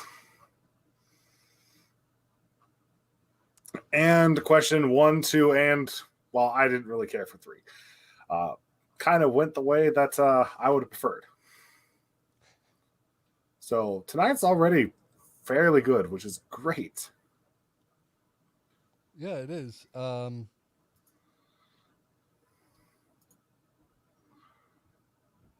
if we can definitely pull out this not Ralph Northam, ew. Ah! God, oh, you just. Oh, Let me man, just my go stomach purge just- myself. Ugh. Ah. Oh,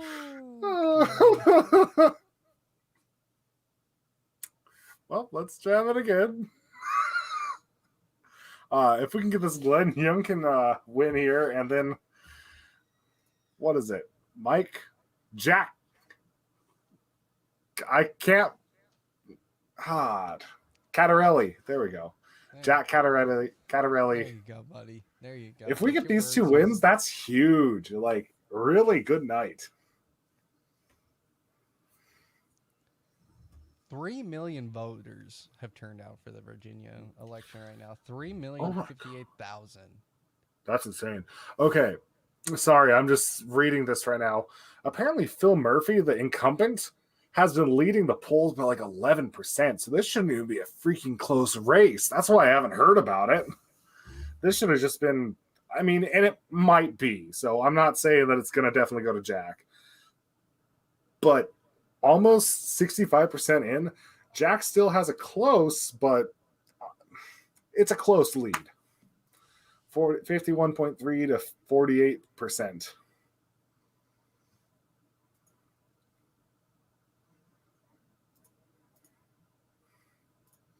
Wow, this is incredible.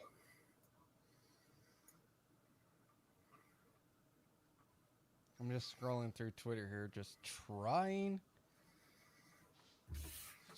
to see if anybody is Adam, did you have municipal elections today, or was it a pretty quiet day? And we Nope. had 0 elections. There you go. None. So Benny Johnson on Twitter, if Biden didn't shit himself at the Vatican, he's certainly shitting himself now.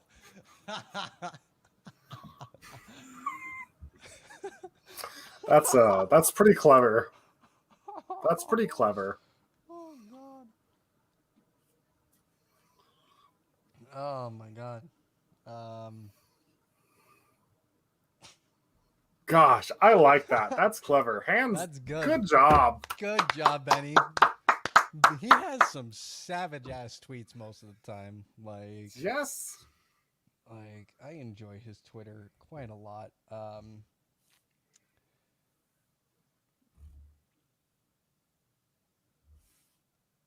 Let's see here.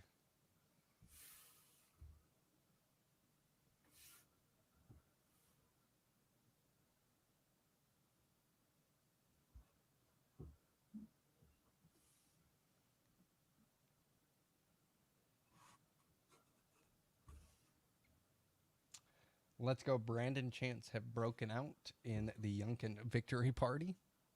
That is something new. I hope that doesn't age terribly. Dude, that thing is not going to go away. The thing It's is 95%. It's still shrinking. Like, I want to be an optimist, but dude, 2020 tore all optimism out of my heart. 100%. So before we talk about that, I don't know if you heard about this, but apparently, allegedly, there's no proof of this happening. Quite not yet, at least. Just people tweeting this out and reporting on it.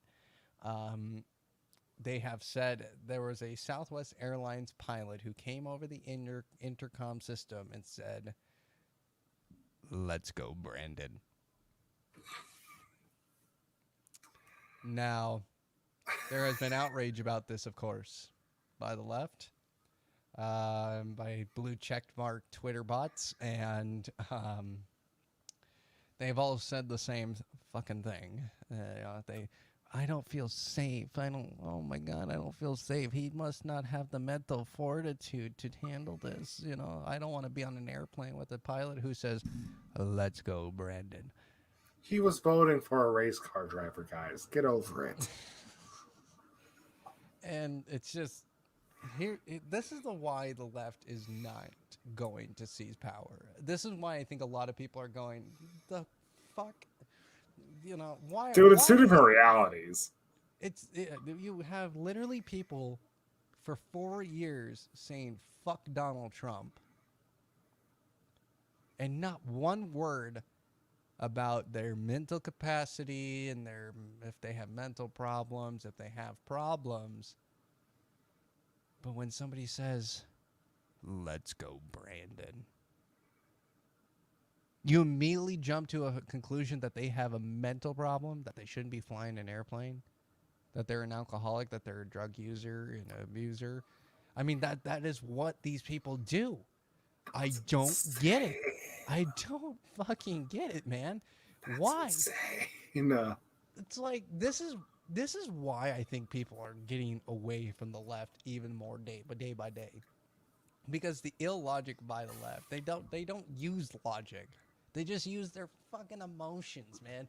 Oh my God, he offended me. That's so vulgar. Like people are saying that's a vulgar statement. No, it's not. This is a vulgar statement. Fuck your president. That's a vulgar statement, okay? All right? That's example right there, okay? Joe Biden's shit, okay? There you go. Let's go, Brandon is not vulgar, all right? All right? Liberals, listen up. You're dumb. You're just dumb at this point. You have lost all logic in your head, okay? You and your college education can fuck right off because it's useless to you right now, all right? You might as well tear up that fucking degree of yours because you definitely aren't using it, okay? You overpaid for something that literally taught you nothing, that taught you zilch, okay? Just tear it up, throw it in the trash bin, and let's try this again, okay? Let's try this all over again. Go overspend again on college, and maybe listen. Maybe use this head of yours. God gave you a brain for a reason. I shouldn't say God because I know people are going to go, whatever. I'm kind of curious if the Biden administration would have stuck closer to some of their promises, if this would be the case. Because you've got things, debt forgiveness. You've got better healthcare, which they okay. Here's the thing with the better healthcare thing: they nixed the cheaper drugs from Canada that Trump enacted like in August, right before election time.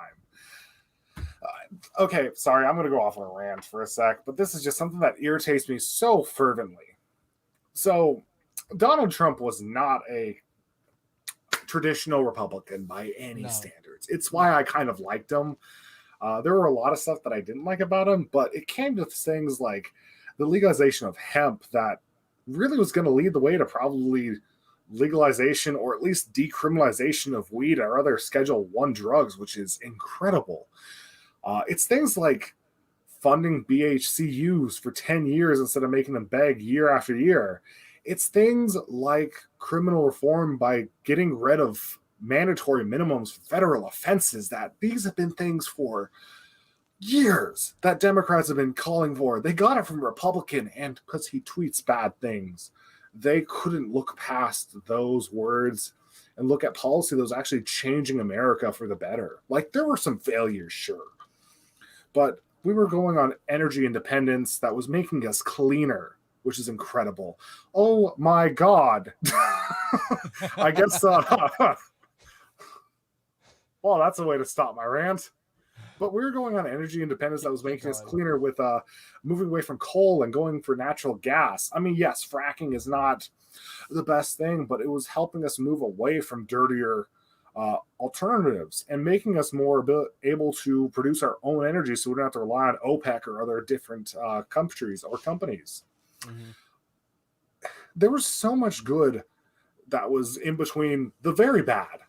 And I'm not going to shy away from that, but even the peace treaties right at the end, the Abraham Accords, having peace talks with North Korea. I mean, there really were two, and this is going to get me some fire, I'm sure, but do it.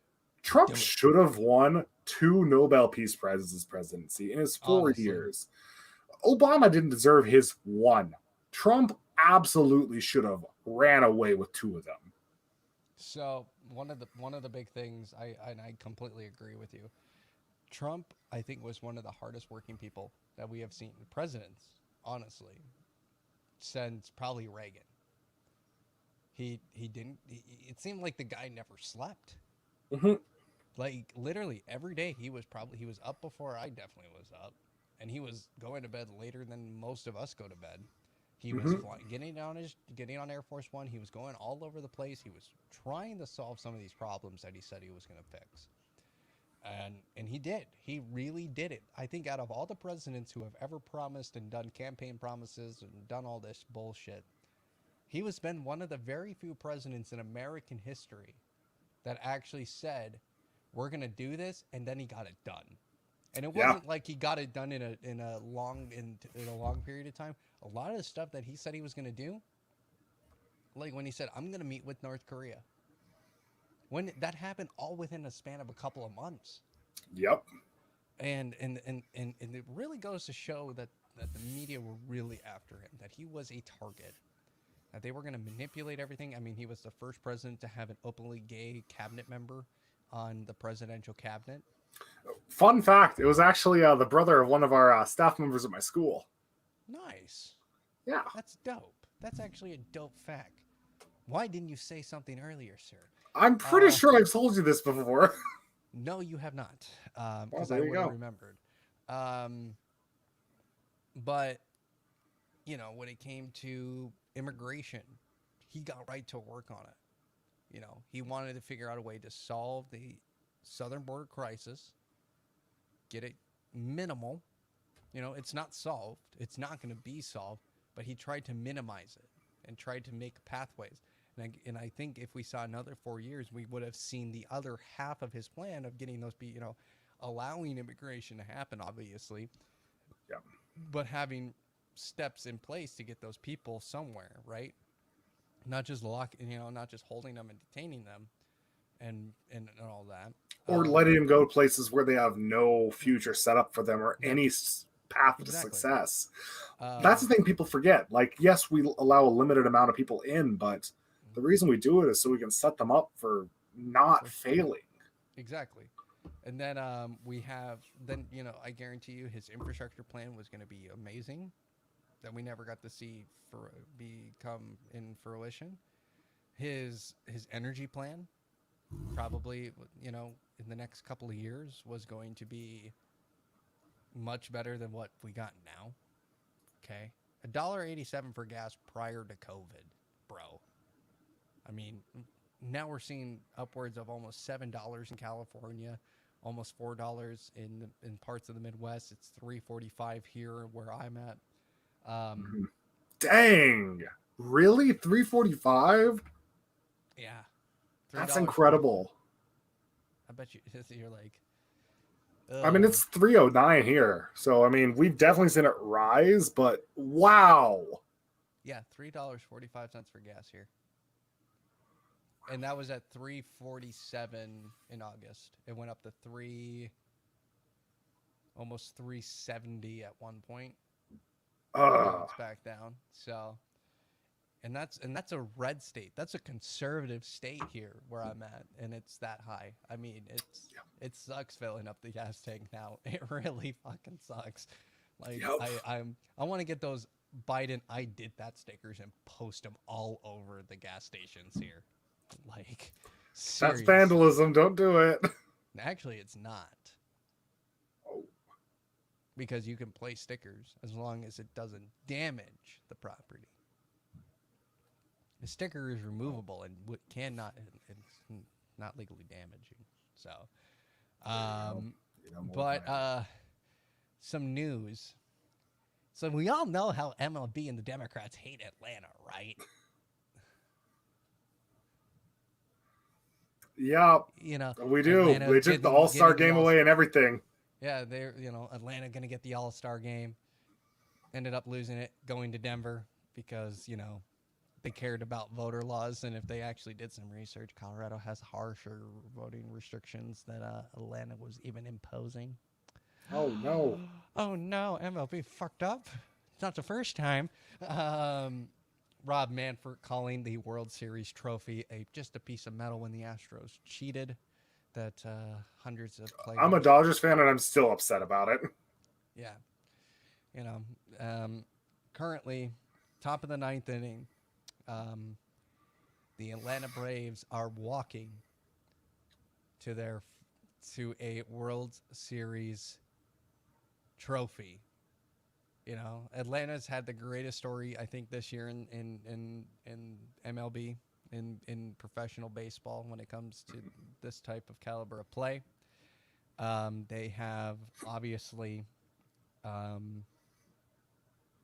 they have had to not only they've had a really rough 10 years, 15 years as a team, and now they are on the brink now.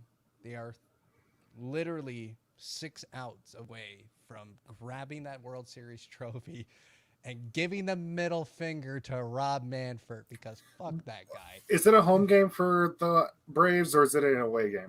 So they're batting first. Got it. Yeah. What's the score? You didn't mention it. It is currently, now get ready for this, guys. This is an absolute, this is just insanity. Like where was this when they were back in Atlanta? It's currently 7-0 over the Houston Astros. This is this is game 7? Game. This is game 6. Okay.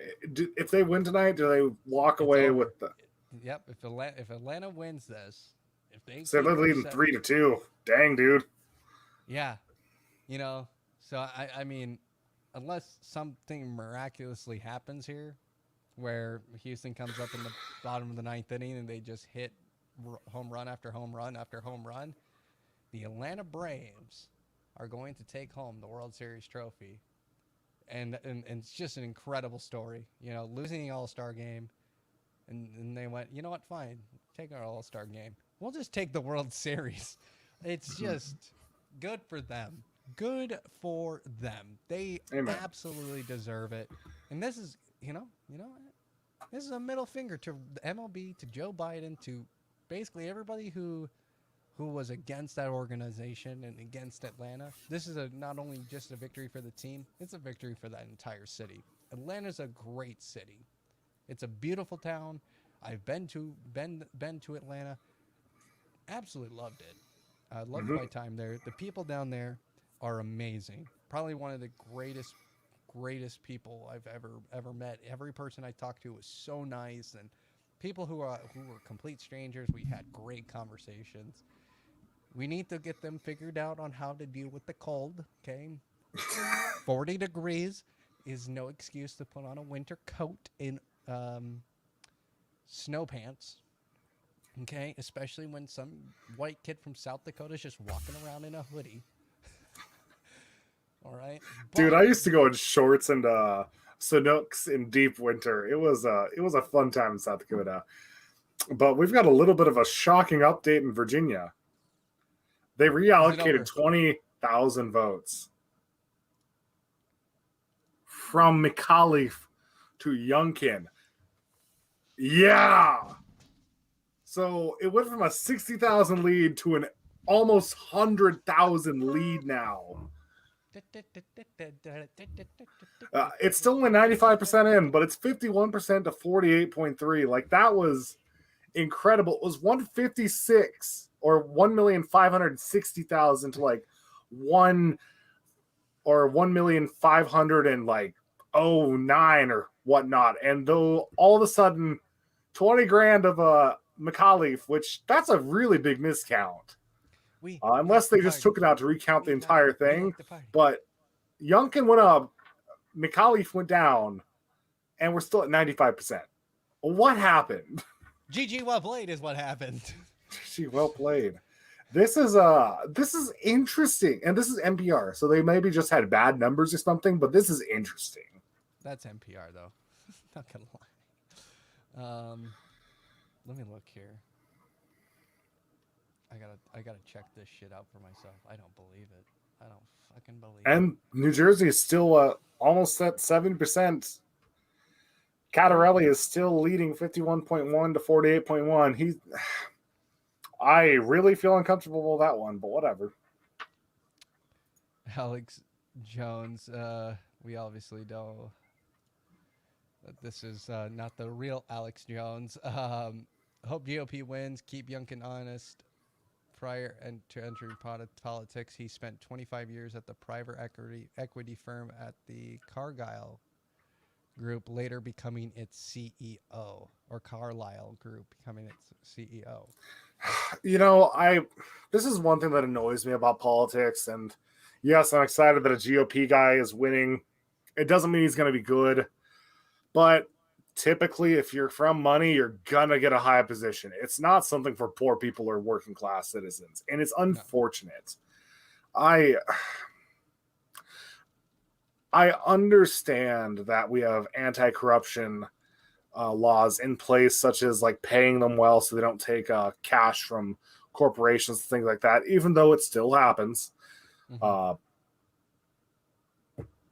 But if you've got the money in the bank and the coffers to spend, you're probably not a normal citizen. You're probably someone that's well off or doing well, doing other things. As much as the Constitution was made, we the people, it ended up being we the elite up top, and it's really unfortunate. It really is. It's really unfortunate. So this was the headline that came out about 12 minutes ago from Fox News about the New Jersey election. New Jersey governor's race once seemed as easy Dem win may be a cliffhanger. Yep. Now, I don't know what they're when they count mail-in votes. Obviously, Minnesota counted them before the election. Oh my God, who would have thought of that?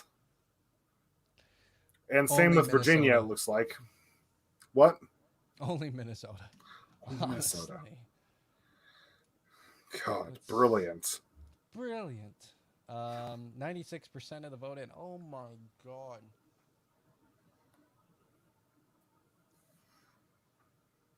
This is so close to call. I want to continue to stay alive and have this discussion. I do too. I work in the morning. This is rough. This Plus, is I got rough. my wife waiting for me too. So Your wife can wait. you'd be married and say that. I will. But I will. I will say that. I'm like, she okay. can wait. This is more important right now. She Oh, understands God. it's a passion project, so I Oh think my she's fine lord. with it. It's just, bro. What is? Are we living in the goddamn Twilight Zone? We're in the Matrix. Like It's seriously. all collapsing. They took the red pill. What in the actual hell is happening? Life, liberty, and pursuit of happiness is happening. Okay. All right. Have we had 100% in for Minneapolis? Okay. So all precincts are reporting. It's looking at the moment for Minneapolis with the 3 questions, because I think we've already covered the other things. It's looking. They haven't called it yet. Like mayor authority is going to win, so it is going to be centered around mayoral power versus split power between the council and the mayor. Mm-hmm. And rent control might be happening. So it's 53 to 47%. There's about 9,000 splitting. They haven't called it yet. Like they called police reform, or not police reform, defund. So interesting. And it looks like Melvin Carter has probably won St. Paul's mayor choice. All right. All right. So no change with leadership at the top, it looks like. Yeah, that shouldn't. Honestly, that doesn't surprise me. Oh. Yeah, it was gonna happen one way or the other. So, Not shocking, but it is what it is. it is what it is. Well, this has been an exciting night, though. It's nice to see that the voters in Minneapolis have voted no on police reform. You're getting that look again. What's up? Well, this is not a good look. So Cattarelli is losing ground fast. They're now 72% in New Jersey, and he's down to 50.2% to 49.1%. Could it change?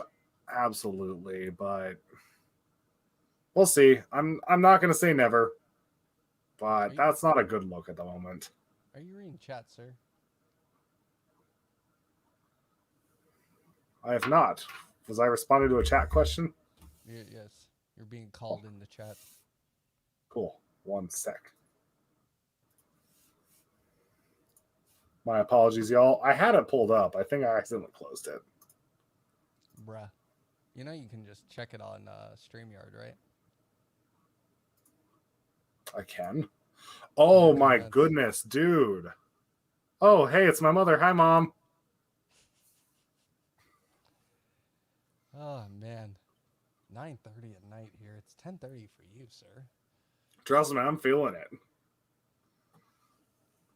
It is incredibly if it wasn't such an intense, you're supposed to watch that. Yes, I know, Mother. I'm like, if I can have it open, you can definitely have it open, sir. Well, I didn't know this was in there. That's incredible. I wish I knew that. Jeez, that would have been so nice. Okay, so you know how I don't have all the whatchamacallit screens over here? I'm just using my laptop screen. So I got like 5 windows open up trying to spread between everything. I'm gonna get them set up soon, but it's a tight setup right now. Well, let's see if any. I'm hoping we get Glenn Youngkin on stage soon because I was hoping to go live to that. But yeah, I think Cattarelli is going to bow out here. It's 49.9 to 49.4 and only 73. I think they're done in Jersey. It ain't over until it's over. It ain't over till it's over. But the fat Italian might be singing. Sorry, that was dumb. That was incredible. Dumb. What? I could have said fat lady, but you know, I've been talking about the fat Italian or Italian all night, so I just went with it, man. Oh my lord. It's been a long night. It's like it started And off my like, humor is hey, going we to get us got through this. it, dang it. Hold on, what is this guy saying? But yeah. So, seems like a pretty solid victory here in Minneapolis. Defund failed. Mayor had power. Fry got reelected. Cunningham, my ward's city council member, lost, thank goodness. And Trista Vita, the one that was opposed to defunding the police and is also against rent control, which is interesting. I think I've told you this, Adam. I am not confident in my vote for her. I kind of was. I went with the devil I don't know instead of the devil I do know, and I will see. I don't. She seems shady the entire time with her campaign, so we'll see what happens. I might have voted for the worst of two options, but who knows? There was no winner here. You probably did. It happens. It happens. Well, I don't think we're going to see any change here, and we've done this for a couple hours now. So, but we want to thank everybody for tuning in to our podcast here. It's been great fun, and it's honestly, it's time to. I think it's time to end this broadcast tonight. So. Make sure to hit the like and subscribe video. We're happy to hear from Josh all the way in Richmond for with his insight of what was happening there today. Weston, of course, it's always great to have somebody with some insight in Minneapolis. So on the ground, reporting as much as I can. Yeah. Well, as it stands right now, Youngkin still has the lead over McAuliffe of 51.1% to 48.2% with 9. Hey, Colorado is also gaining ground in New Jersey, so we'll see. We'll see what happens here. And, of course, we'll be covering it all next Monday right here on the Crunchy Conservative Podcast, live every Monday night. And on TikTok. And on TikTok. We'll if anything goes crazy, it's guaranteed my ass is on TikTok. Going, what the? But, ladies and gentlemen, that's going to do it for Wes and I tonight. Make sure to hit that like button, hit that subscribe button, and we will be catching you all next Monday for more Crunchy Conservative Takes. So thank you all, and have a good night. Good night, guys.